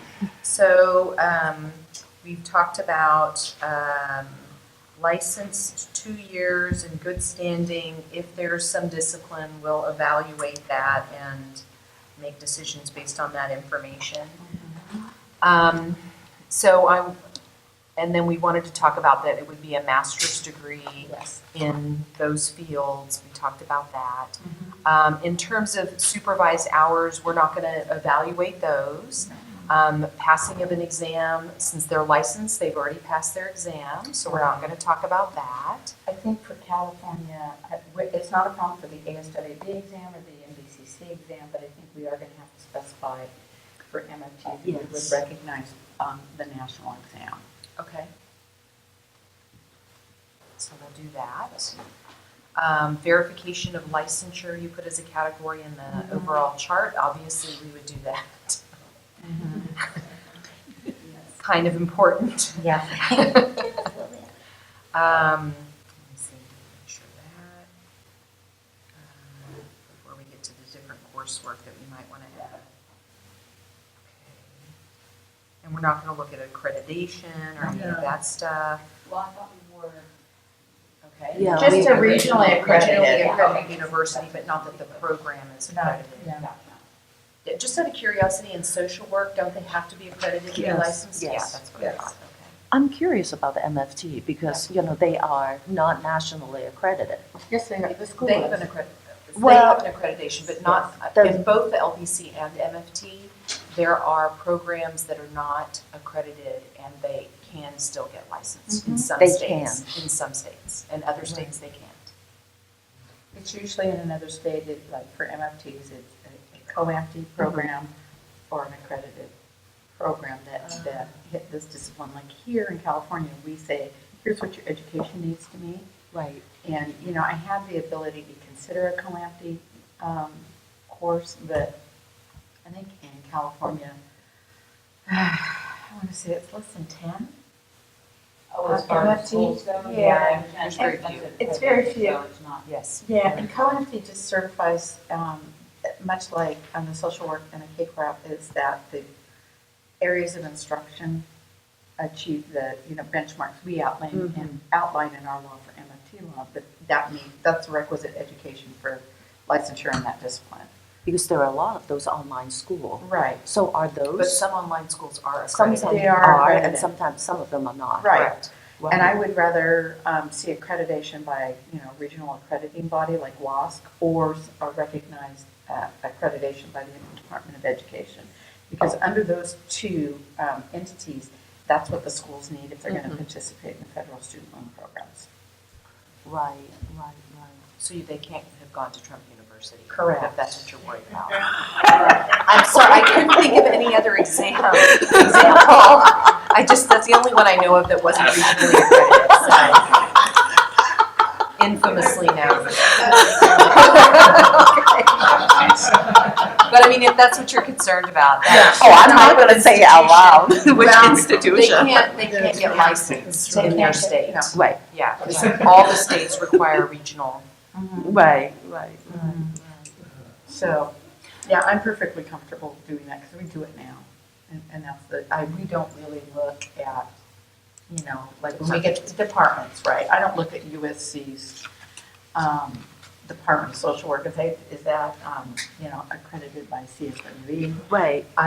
Nor do I look at any, like Cal State Fullerton, I don't look at that to say, oh, do you have CACREP? Do you have the COAMFD? Do you have any of that? So I like, if it's accredited, then we're good. So how consistent is the programs, the kind of the curriculums across states? Because, they don't have a national body, to govern the MFT program. So, Or LPC. Or LPC, it's consistent. Most of the other states for LPCC have the CACREP standards written into their law. They require that. That's their. but I'm talking about MFTs. MFT is the same. It's It's the same too. It's Yeah. consistent. And the reason why is that accreditation is remarkably expensive, and there are a lot of good programs who have the same requirements but aren't specifically accredited. And despite the letter that we read, there is actually an organization who's starting to accredit counseling programs, because for CACREP, for example, like everything is political, they require that you be a counselor educator to teach in the counselor program, and they define it in various ways. And there are a lot of psychologists who teach in counseling programs, and so those programs can't get accredited, assuming it's a new program and psychologists are running it, because of this identity piece that we struggled with here, trying to get our license. And so there's another group of people with another accrediting body, and I don't know how recognized or who recognizes it. Isn't that, no, she is the big body over everybody. But I don't even know the name of it. I know the guy who's doing it. But that's why it gets kind of. Yeah, that's because, from the social work side of it, we have a national. Unified nicely. We unify very, Yes. very nicely. And so when I'm looking at, the MFT program, it's still, to me, when it's not standardized, I just help, that's why I asked how consistent, It's across. That is the one thing that we talked about at the MFT meeting in Denver was, the educational requirements across the states. They all require a master's level degree in marriage and family therapy or counseling related field designed to treat families and couples and all of that. So, and they were all 48 units all until 48 everybody went to went to 60, 60. and now they're all 60. Right. So it is, in terms of the very core of what it is required to be an MFT across the states. The core is The same. consistent across the states. And then the difference will be, the State unified. specialized. State Yeah. differences that we all have. Right. So, for example, in California, we have educational requirements in the mental health competence space. Exactly, right. And so, but that's not applicable across the other Right. states. Some states require addiction, some Right. don't. Right, and then we require the cultural competency Right. and whatnot. HIV, all that Right. stuff. So, but the very core that gets to be education qualifications for marriage and family therapists, the core is the same across all 50 states. And same for LPC. Even though LPCs all have different names. There's LPC, LPCC. Right, right. LMHC. LMHC, yeah, there's like 15 of them. Yeah. I think Well, yeah. I think we would have to be careful to specify too that it's your license at the clinical level Yes. for independent Yes. practice. In your Right. state, at the highest level. At the Right, the highest highest clinical level. Not level. necessarily the highest level, because I think I'm familiar with a couple states New York has some. New pretty York crazy has rigor. like 4 different that levels. different, yeah. So it would be, I would think clinical independent practice. I would like clinical Yes. independent practice, because that's what we That's true. license at. Otherwise, then we're looking at. Independent practice. Right. She's Or just writing it clinical. down. No, independent Yeah, practice, because independent, there yeah. are states where they have to be supervised. You're right, Christy, because there are some states, I have a BCD, but that has nothing to do with my basic license. It's just advanced practice. And there are some states that have, that's just a certificate. Some states that have that as, I think it's New York and a couple of others Yeah. have it as a license type. Yeah. So you're And New York right. has many layers for LPC as well. Yes. Yeah, so we have a lot of layers.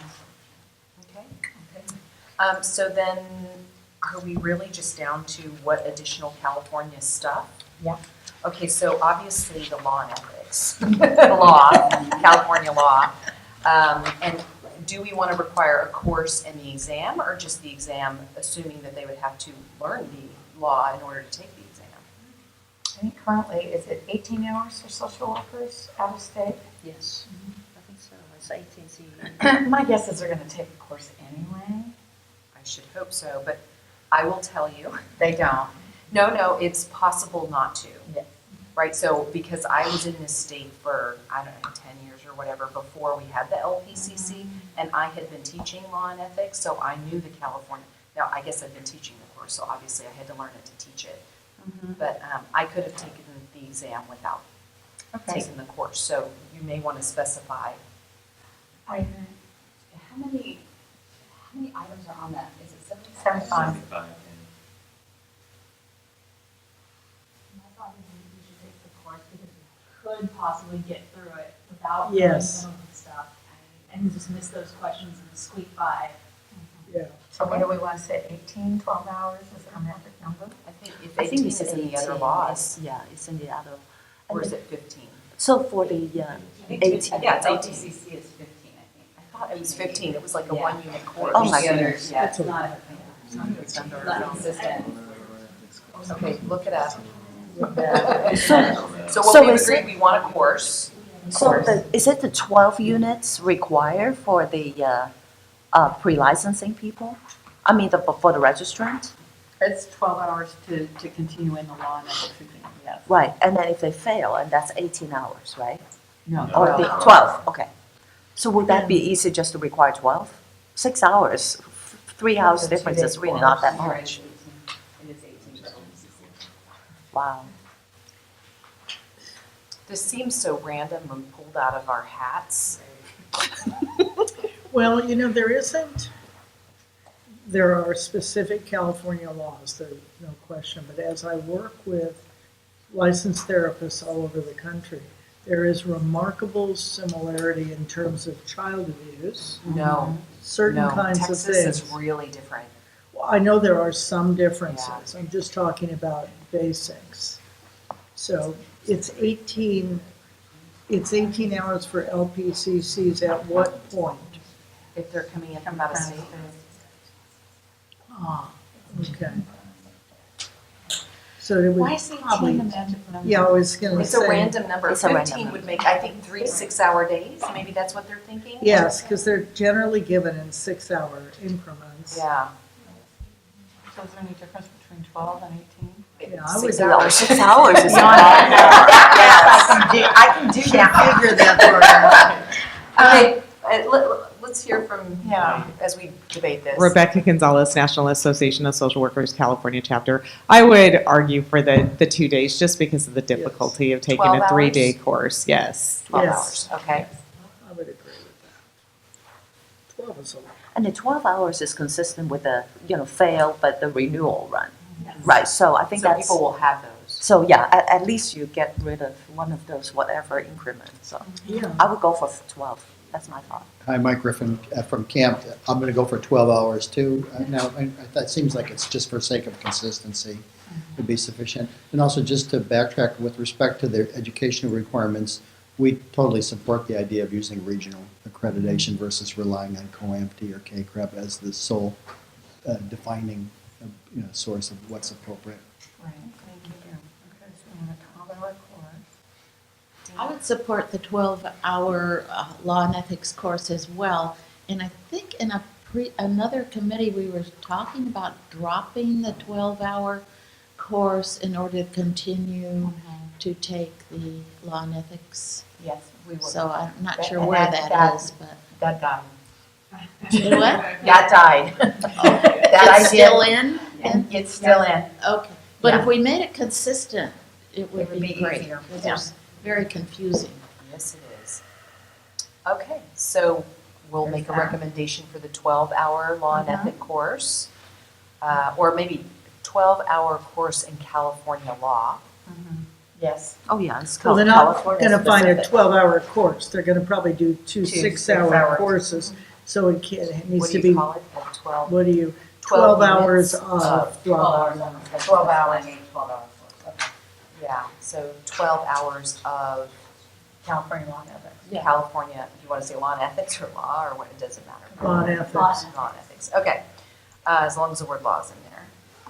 And then you had mentioned earlier, Christina, and I concur, that California cultures is very unique because people can come out of working in a very homogeneous area Right. and have had great confidence in that area. And, quite frankly, I think, not that I'm suggesting this, but everyone could use a lot of more culture all the time, like every renewal cycle. So I have no difficulty asking for that So anyway. I would propose maybe like a 6-hour CEU. And it's, you don't have to test it, but, just to demonstrate that. Roseanne. So currently, looking at the out-of-state comparison for LPCC on page 31, currently there's for both unlicensed out-of-state and licensed out-of-state, we require 15 hours of California culture. 15 hours. It's a one-unit course. One unit. Okay. But we could change it. Is 6 hours enough? So I don't want to be burdensome, Right. but how do you learn about 20 different ethnicities, social class differences, LGBTQ, especially LGBTQIA, especially if you're from a state that has some of the religious Right. right laws?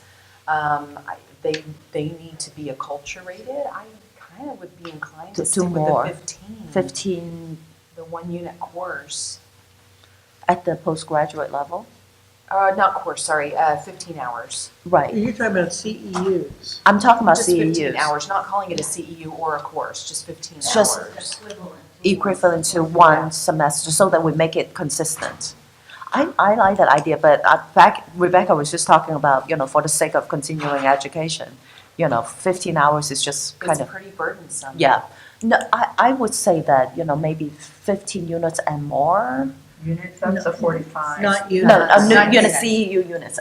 This is 15 so hours. confusing. 15 hours. Don't do 15 units, that'll No, take a year. no 15 units. Sarah's like, no.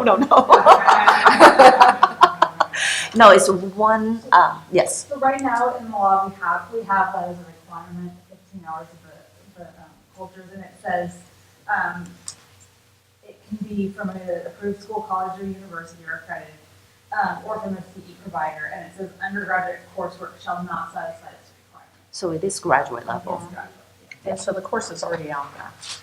Yeah. Oh, I'm pretty sure. And you, I don't know if it's always, Yeah, the courses are out there, so if it's CE, that means somebody coming in from out of state, they could take it from the comfort of their own home, which would be nice, and that takes care of some telehealth. And so I have a, Funny with this. so as, I'm going to say something really provocative here. We're waiting. As we think about the number of hours that people are taking, so they've got the 12 hours of law and ethics and 15 hours of California cultures. I know there's the mental health CEs, but quite frankly, mental health practice on those particular content areas are no different in any other state than they are here. And if they're safe enough to practice with all the stuff that they already have, I am provocatively suggesting that we don't have them do those 10,000, actually it comes up to 90 hours of everything, of continuing education in all those different areas. If we're assuming they're safe to practice, they're safe to practice whether it's recovery oriented or HIV. The child abuse gets covered. I mean, maybe the child abuse you want to separate. That I can see because we have different laws than other states. But all those other areas are exactly the same. HIV is HIV. Right. Like, and if they come in, and kind of that's antiquated anyway, because the understanding of HIV when that law went into place is very different than the way the general public understands it today. Right. So that's a whole nother conversation for those CEs. But for not reciprocity, for portability, it seems to me that other than child abuse, the other areas should not be required. And so it would just be law and ethics, cultures, child abuse.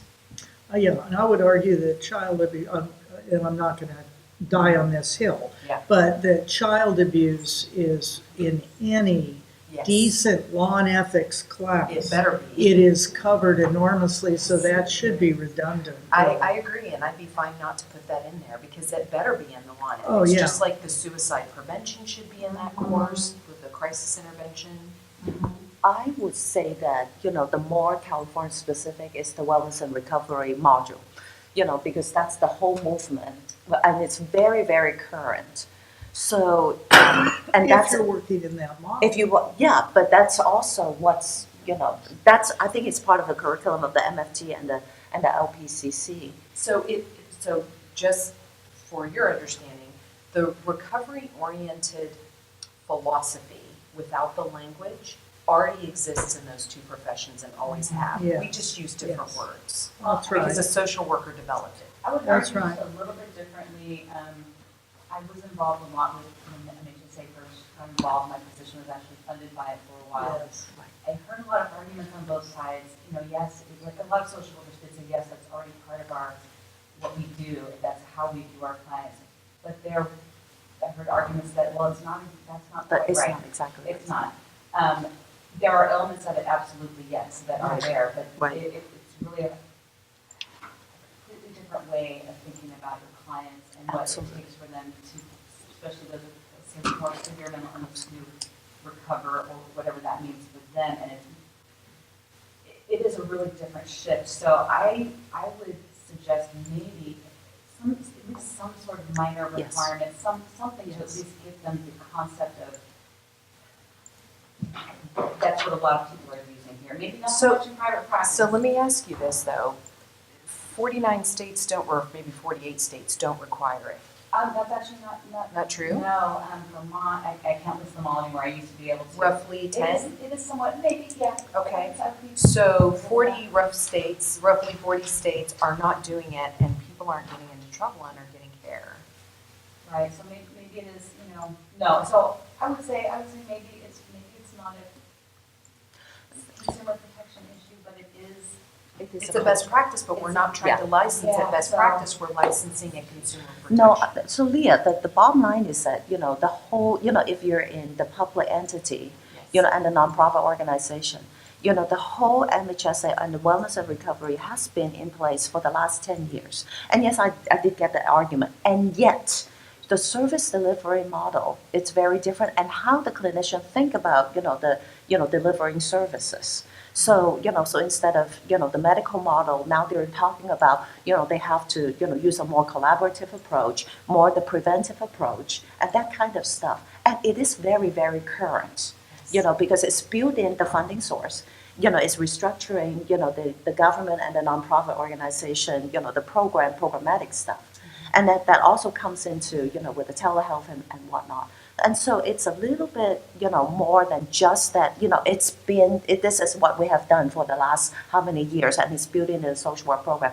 But the whole wellness and recovery, philosophy, it's what in our last presidential administration push is about the prevention and the early prevention, Wellness. the PEI, Right. early education and intervention. So, just so you know, the counseling profession is predicated since the 1950s on wellness and prevention. Those languages were in our scope of practice since the 1950s. Okay. So. I'm not saying that, but I'm saying that, when it's coming into implementation, Yes. and this is becoming like, basically the centerpiece of how mental health services has been restructured, Yeah. then I think we need to honor that. Not just about, I know I'm a good person, but when you're a good person, put into, that sort of environment, then it's better, to come in and have that awareness that knowing this is how California works. Renee, and Yeah, then- I think we're going to get bogged down, though, if we start to identify practice arenas, which is what if you work with a severely mentally ill and you choose to, and you come, you're going to get steeped in that, whatever it takes, At your agency. environment really fast, or they're not going to hire you. You're going to get it. I could argue that there's 50 other practice arenas that are large: employee assistance, management consultation, private practice, schools. schools. We could go on, and if we start mandating based on practice arena, we're not meeting the mission of portability, which is to remove barriers, not put them in. That's a practice arena. I've practiced for decades, and except in my internship, have not practiced with severely mentally ill. I'm in another practice arena. I don't think if someone comes in licensed, we have to assume that they're going to work in an arena that they're competent to work in. Which is all, That's- ethics are all there That's, on that competency. we can't go to, 50 different practice arenas. I think Renee it really touched on what I wanted to say. I think by and large, I think that there's a couple of different lenses. One is where they're going to practice when they come in. I can't, for the life of me, imagine someone who's practiced for a number of years treating a specific population, that's not what they're going to gravitate to when they come in. The other piece of that is if they are moving to a whole different arena, then it seems to me that they would want to become competent in that arena for the very reason Renee said, that they're not going to get hired or they're going to get dismissed. The other piece to this that we haven't really talked about is, the telehealth piece. So maybe we put those things in the law and ethics, like law and ethics should include child abuse reporting, Right. crisis situations, telehealth, Well, that we can just- specify those areas. Well, I meant the telehealth piece in terms of practicing across the state line. Oh, for us doing that. For us business. doing that, yeah.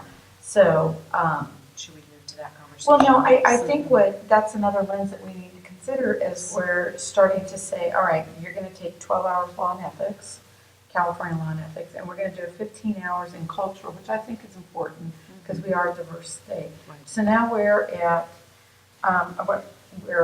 27 hours of CEUs or some type of education plus pass the law and ethics exam. They're gonna submit fingerprints. We verified they're clean, good to go. They've been practicing They've been already. practicing already. The only barrier that's left is that exam, and once they pass that exam, I think the question becomes, is it reasonable to assume that they're gonna practice safe with that 12-hour course and then the 15-hour course, and know that they're gonna have to do 36 hours of CEU for the renal cycle? And assuming they're gonna come in and go into their niche practice. So, for me, yeah, I think so. I I agree. think that those two courses do it. I think if they want to do MHSA, which I absolutely respect, but I think that's something that they'll see. But that's my 2 cents. Yeah, if they want to continue with substance abuse, they're going Yeah. to, they're going to seek courses, And substance CE and abuse. substance abuse. So, I mean, just as a great example of that, the MFT law does not require a course in children. And there are programs that don't have courses in children. Do people still see kids? God, I hope not, but Yes. probably they do. Or they get Or they get education, training trained through so their they can do it. CEUs and specialization and certification and all that stuff. So I feel like it's like, what is safe? Well, obviously the law, because the law in some ways is so different from state to state. In some ways it's very similar, but the categories are the same, the rules are different. Because I remember when I moved here in Texas as a license, as an LPC, if I see my neighbor abusing their kid, I'm still a mandated reporter. I don't have to be in a professional role. So, I mean, nuances like that, those are important things to know. So yes, with law, absolutely. And culture hits everything, regardless of what your practice is. Right. Alternatively, if I could suggest, I mean, if we really want to dial in on that mental health recovery system, maybe that's a course you complete as a required course for Your renewal. Yeah. I would argue maybe substance abuse, because that probably does hit everywhere nowadays, especially with opioid crisis. So to complete a CE and substance So maybe abuse your and first renewal cycle, we have some We specifics. specify what I like that that idea. feels better. It feels way better. Yeah. Because the bottom line also, I'm just thinking about, even for the incoming registrants, they still, a lot of the student have to take 10 hours, human sexuality, take 3 hours of the, long-term care and, whatever the HIV that doesn't cover. And so, so I get it, but it's same, I get about, the possibly 27 hours and plus, but at the same time, it's not unfair. And for two, I think the most important thing is that, the LMFT and the LPCC classes, the curriculum has changed tremendously. Yes. And so how do you, this is the current practice, and I get all your, argument, but how do you also answer, to the current, licensees that, the registrants that, that this is some very California specific. So I like the idea to make it like a required renewal First classes. renewal. But and it's a one-time thing. It's a one-time deal. And 3 hours, 5 hours, whatever that we require, I think that would be, that makes me feel very comfortable. Okay. Thank you. Well, and what this does is, I'm thinking of the student that, leaves their home state and they're here in California, but they want to continue with their counseling. I don't think that these two courses and the exam is that onerous. No, this is. Because you this can is- complete that from, From your living room. from your living room. And then you can take the test in your home state. You don't even really need to come out to California to take the law and ethics test. So then then we have that assurance of continuity of care. Right. Right. Which I think is kind of critical. Dean? I was going to support what Christina. Christy and what the two Christies here. It's all Christina, actually. Christina and Christina are saying about the MHSA course. When we did the out-of-state requirements, it seemed to be very important that there be a course required for those coming from out of state on the recovery-oriented care. In fact, it's to be in law now 45 hours. And so CalPIC is just about to launch a 45-hour course in recovery-oriented care. We've gathered 5 counselor educators who are already teaching this in our California programs, and representative from the county who is implementing this, in the counties, because we thought this was important, and it is in law. I think maybe 45 hours is excessive. Yeah. We could reduce the number of hours, but the only course that's available now talks about recovery-oriented care as it relates to substance abuse. Right. And I think that's the way it may be viewed across the country. But what we've done is bring in the development of the MHSA and what is meant by recovery-oriented care here in California. And we talk about the beginnings of MHSA and how that relates to recovery-oriented care. Right. So, I don't know, we easily have the 45 units, you know, once you get into it and start studying. We've got videos, we've got references. There's a lot out there about recovery-oriented care here in California. And I think it may be differentiated from the term recovery-oriented care Yes, that's been exactly. used for years. For the substance abuse For substance community, abuse. but it's completely different. It's different. It's very different. And when we saw that one course that's the only one out there now, we thought that's not it. Probably we should not be accepting that course for licensure. It says nothing about California. So we got busy and developed this course. We're about ready to launch it.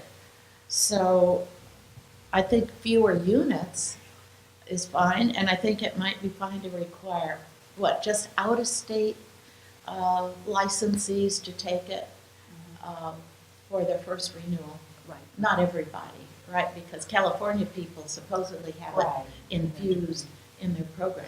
But that was a big part of the 2012 Yes. requirements. The requirement change, yes.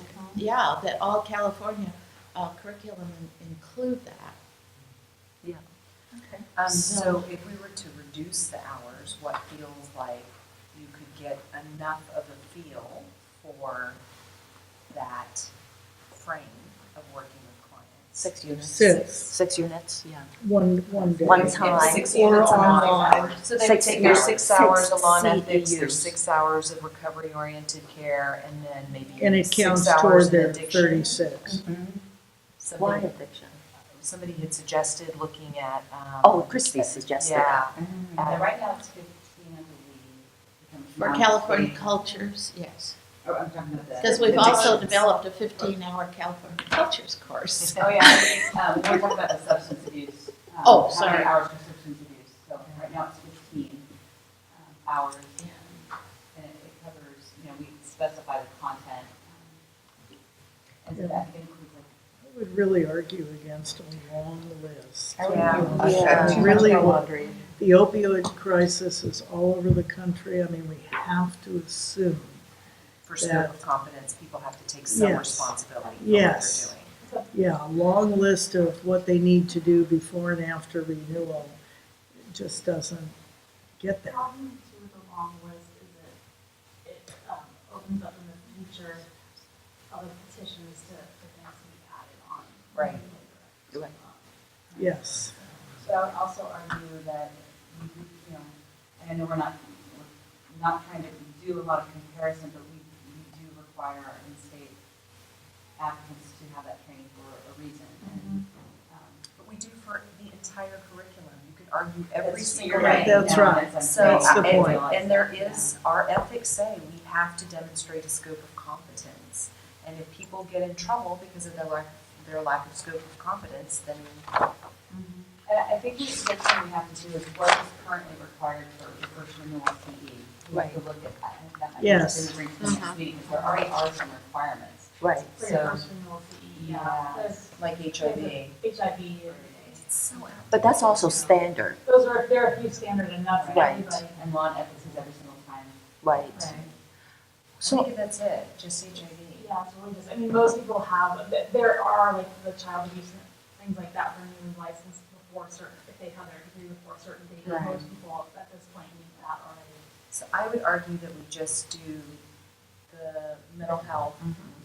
MHSA. The MHSA as a, And the normal law ethics that they would have anyway. Right. And then just go with that. One question I have Yes. is for the people coming in from out of state unlicensed, one of the requirements is the 15-hour California cultures and the 45-hour MHSA. So do we want to still continue to require that, or do we want to Yes. change that requirement? No, I think I'd want to keep everything the same. training? for Because outdoor? the assumption is their degree is likely new and they should be contemporary in everything, whereas other people, who've been practicing, see stuff and know stuff that somebody who's only, I guess, green. So right now, I really want to just focus on the licensed for 2 years or more people. So when we talk about California cultures, I think we might want to get a little more specific in what we mean. Because right now, Here's the list that we already use for the curriculum.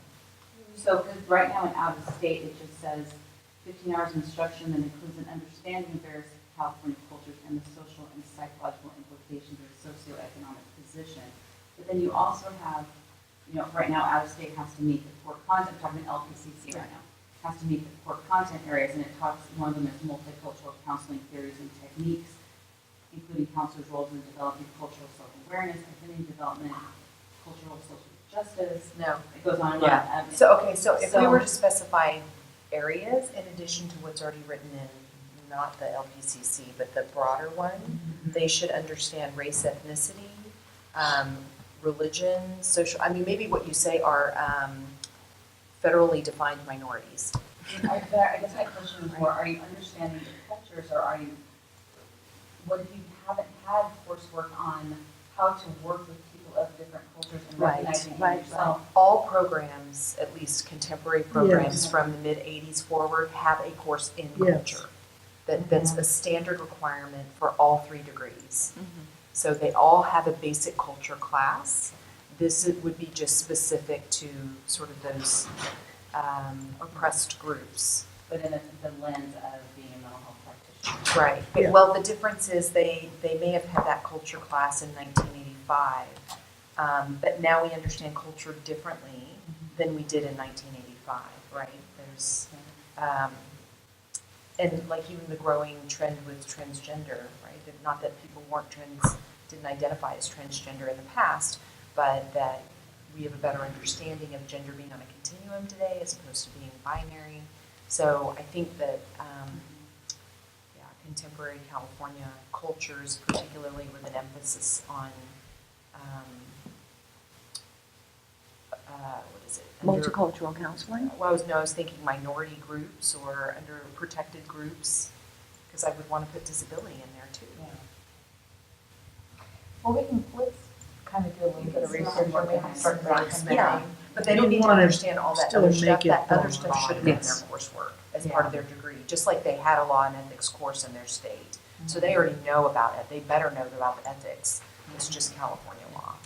I wonder if, when down the road, when we come up with languages, if you really identify a lot of the options, maybe just put it out there and then see what's, what the curriculum requirements are, for LPCC, MFT, and social workers, and then maybe we can pick the language, that actually encompasses and the broadest. Yeah, exactly. Right. Right. Right. I think Dean got tired of standing up, right? Did you want to go or you were? She got comfortable. Now that you're comfortable, I'm going to make you stand again. I'll just wait for things to settle. We'll talk all day. Keep the California cultures course as required for out-of-state people to just talk about California cultures. Yes. And do we decide on how many hours? Or is that 15? 15 minutes. It's currently 15. It's currently 15. That's where And we yet we're landed going so to far. reduce recovery under care to 6. We haven't really decided on that. It's a Yeah. proposal. I think it's a proposal. This is a proposal where It's we're all at today. proposal, That right. they'll bring back next time Okay. for us to rehash it again. And that would be for those licensed for 2 years or more. Yes. For those who are not, they would still be under the other requirement of the 45-hour, the current 45-hour recovery limited. Yeah. Yes. Okay. It looks like we're building a cake and then see what's coming up, Yeah, we need to. That's for all these toppings and. Rebecca Gonzalez, NASW. I think you already said this, but I just want to make it clear, California cultures, LGBTQ, some more Oh, yes. instruction on that should definitely be used. And also, I think whenever possible, standardize the number of hours for these courses, because I Yes. think it gets very confusing when Yes. it's 12 for this, Right, 15 for that, right, whatever. right. So think about that moving forward. Okay. Roseanne, you had something? So I just kind of wanted, I had a question and a comment. The question is, so it looks like as we're kind of looking at it right now in terms of what we're going to require, it'd be the 12 hours additional law and ethics, the 15 hours of the California cultures, and then in the first renewal cycle, the 6 hours of the mental health recovery oriented care. Yes. My question is, for the LPCC specifically, we had a concern, which resulted in us last year. We were concerned that people were sort of piecing together degrees to qualify for LPCCs that really weren't intended to be LPCCs. So we decided to put that requirement of assessment and diagnosis in.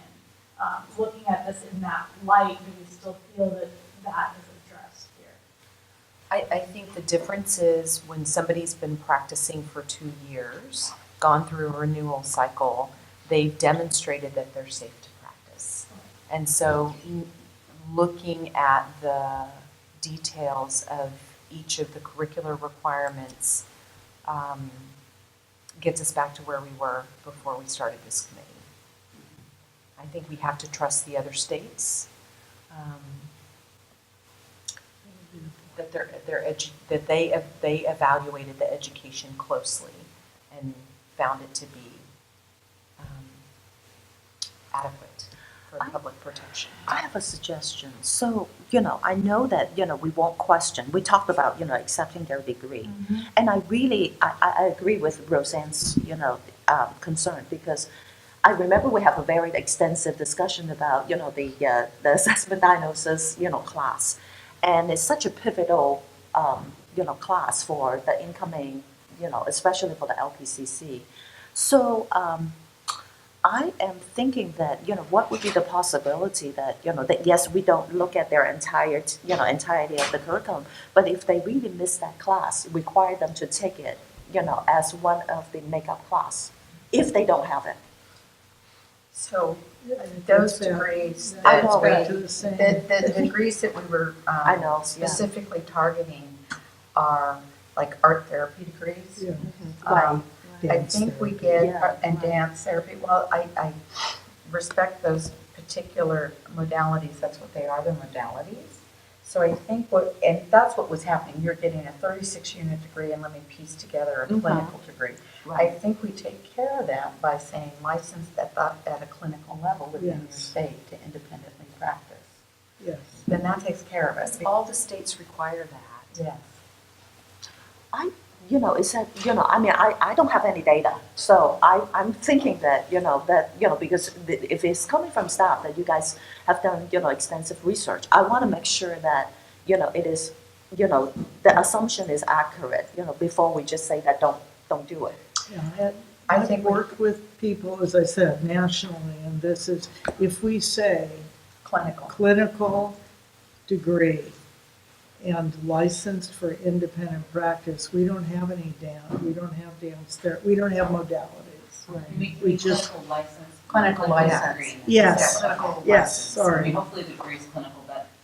But clinical licensure. Clinical licensure. Because that's the And level. license for independent practice, we're not gonna get modalities. No. Actually, maybe Dean would be, a good resource, so do you think that, that possibility, Roseanne's concern would be, it's likely happening, the LPCC license for 2 years and, still without, the diagnosis and assessment classes, or the I think skill. they probably would have had assessment and diagnosis. They couldn't pass the clinical exam Right. in that case. I think when we said it must be within the degree, it's caused some unexpected problems with people who do have counseling degrees, but maybe they didn't take one of those courses within their degree. They took it post-degree. So I think we still need to go back and look at that. but I guess it won't affect those who've been licensed for 2 years. No, it won't affect those who've been licensed, and a lot of the degree programs, because Terry just went through her drawer, and we just looked at that. Most of them, if it's not an art therapy degree, it is an educational counselor degree, which that degree program was not on track to be clinical, ever. So there's no clinical practicum, there's not one of those two courses. And when we license at that level, the clinical level, to keep it on par across the disciplines, I mean, we have to have that. That's not to say that, I think if I recall correctly in Ms. Phillips' example, she was missing one of those courses that was required for licensure in Florida. Because she's already licensed in one of 2 states, we won't even look at that. We just assume that she's got that because she's got a clinical license in one of those states. Yeah. And so she comes in. In 2 states. In 2 states. So she just comes in because she's already been practicing. But, somebody who went to an out-of-state school, got their degree program, is missing one of those 2 components, but it's not licensed, they're going to have to come in and meet the other track. And it would be weird that a contemporary degree would be missing those courses. It really It would. would be very strange. It's very, if you want to do psychotherapeutic services. So. Especially from an accredited. Exactly. From an accredited. Exactly. So I think, well, I understand the desire of those modalities to be licensed in California because 1 or 2 other states recognize them. It gets to a whole nother level of discussion, but I think for the purposes of this discussion, it's really critical that we identify that it's clinical. And if it is, then they come in. We won't look at their education. I don't see a problem Yeah. with assessment and diagnosis for this group. I that's agree. been licensed for 2 years. I do think we may want to have another discussion about assessment and diagnosis. I think we've had some unintended consequences, particularly with older degrees, where even our California universities have offered a program for the PPS credential for school counselors, and then they've offered a package post-degree, come back and fill out the rest of the requirements for the license. I don't think it's happening currently, but some of those people are in the pipeline. They have come back, they have taken whichever one they might be missing, like diagnosis. One university said, well, we didn't, the DSM-5 was changing, and so we thought, why develop a course now? Let's wait till the changes come out. And then their students came back as alums, they took the diagnosis, and then subsequently we said, oh, no, it had to be within your degree. And here they are ready to apply for licensure, and they're cut off. So But that's another discussion. Yeah, that'd be a great discussion for a future agenda. Actually, for the next meeting, come back. For what? For the next meeting, come Okay. back. Yeah, that would be great. So do we feel like we have all the basics to start with a framework that we can bring back and look at with a fresh set of eyes and send out to the public so that they can come back if they have issues or concerns that we aren't taking into consideration or thinking about? Okay. This is feeling So pretty is there good. anything else about sort of the framework that we've started? I think we're good. I think we do need to think about when we want to meet next. Yeah, should we do that now? Yeah. Meeting next time? Let's see, so I'm thinking after the first of the year, we could meet.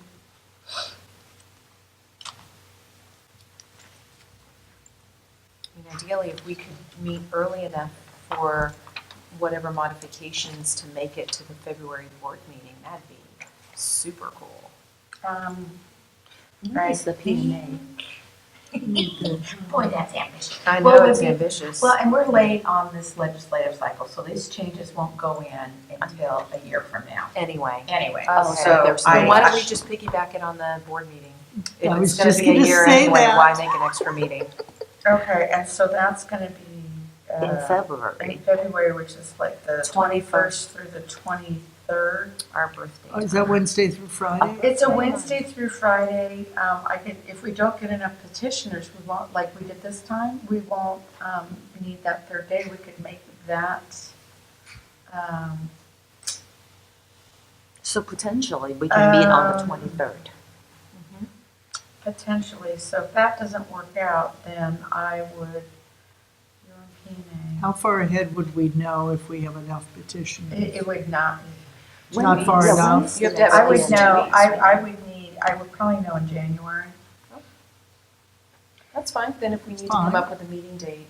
Let's do Plan A, Plan B. Yes. Okay. So Plan A is that meeting. That Plan B. meeting. Plan B, we could meet a separate meeting, we could either, what do I want to do, the day So before we don't P&A?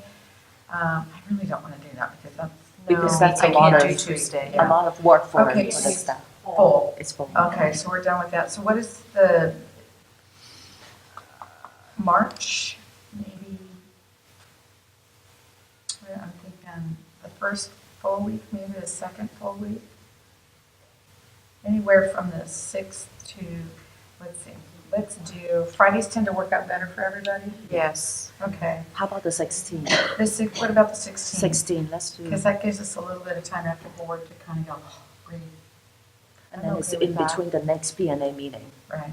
So it should be, would that be would that be really busy, for you, for the staff? Yeah, it's just getting into that time. March is just We'll really make it- crazy. we'll We can make it work, Okay. so. We'll just make it work. I mean, So the next meeting will either be one of the board meetings, scheduled board meeting dates, February 3rd. February 23rd, Which is or not- yeah. February what? 23rd, 23rd. or March March 16th. 16th. Okay. And I'd like to request that we make it for 9 AM instead of 8:30, so I can fly in that morning. I can do that. Well, you Because want, the yeah, flight doesn't land until 8:40. Where so why don't we just do a 9:30 Where are start? we going to have the meeting? Sacramento is my assumption, no? Yeah, we should probably go up to Sacramento. If it's February, if we do it on the. February's easy, Sacramento, Yeah, but if we did Sacramento. March 16th. So will be 2 staff flying up, 2 board members flying Flying up up. versus all of us in Sacramento flying Coming down. down. No, but if I would we- actually, because it's legislative season. Yes. I It's would really actually busy. prefer to stay in Sacramento. Oh, yeah. Yes. I was going to say they, So what if we started at 10, March 16th Yeah. at 10? Perfect. Okay. That's a great thing about committee meetings. So are we actually nothing Well, canceling down? I would reserve the 23rd as, Yeah, well, the reserve 23rd is Okay. already reserved for you, but I would also reserve the 16th, I'll know in January So the what day. possibility. Yeah. that'd be great. I'll hold that. So are we called the Pathway to Mobility or License Portability I Committee? would say license portability Okay. committee. I have a question about if it's Plan A at the end of that board meeting, Uh-huh. it's not gonna be 9:30, so or we need to. Oh, we'll start, if We could it's start at 8:30, 8:30 on that day. because I'll already be here. Yeah, everybody will be here, but We'll all if be here. if we have to do a separate date, then we'll do a 10 AM start. Okay. So, any other comments about that? Yeah, come on forward. So, assuming y'all do pass what you're talking about, the earliest the legislature could approve would be like January 2019. That's when it would get introduced. And it would be signed August, September is usually. No, when- wait a minute. No, Let me- it's- Yeah, let me think about this. It will be 2020. January 2020. January Is when it would be 2020. effective. When it would be effective would be 2020. And then would the board be publishing a list of where one could get the 15 hours cultural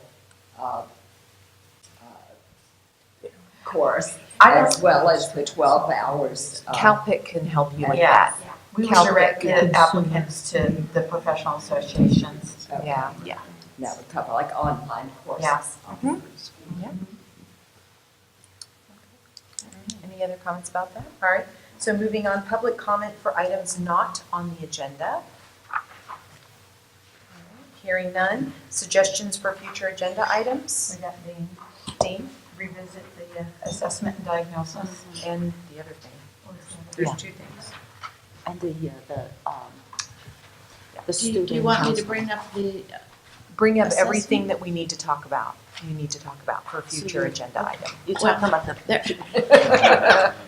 There are two PBS. things we need to talk Prudential. about within the LPCC law. I think one of them is going to the P&A committee, the one on the 4-quarter units 4.5 versus versus 4 quarter. 4.5 quarter units. Yes. So that's going to P&A. That's been a big problem with the degrees coming from out of state. They have 4-quarter units, and we require 4.5-quarter units, and they can be beautiful degrees, but we require 4.5. So if we're going to move that to P&A, then the other one is the assessment and diagnosis, but if that doesn't affect the out-of-state But it's affecting portability, in-state then we people. don't need to discuss it here. Well, the question is it affecting people in state? Yes. Yes. Yes. And so I think it needs to be discussed as a Addressed, future agenda item. Well, For this committee? P&A. Not this committee, not for this For committee. P&A. No, not, but Because they can do P&A things for other committees. I mean, Yeah, you can, Yeah, there's it no could be for limit. anything, so Yeah. it doesn't Oh, have to be for just this bring up your committee. ideas. Oh, okay. Yeah, I and we're thought you aware of only that. wanted items. Yep, right. Yes. Okay, then both those items can come to P&A. Sounds good, thank you. Anything else? All right, with that, we will adjourn. It's 11:15. So thank you, everyone. Thank you very much. Yes.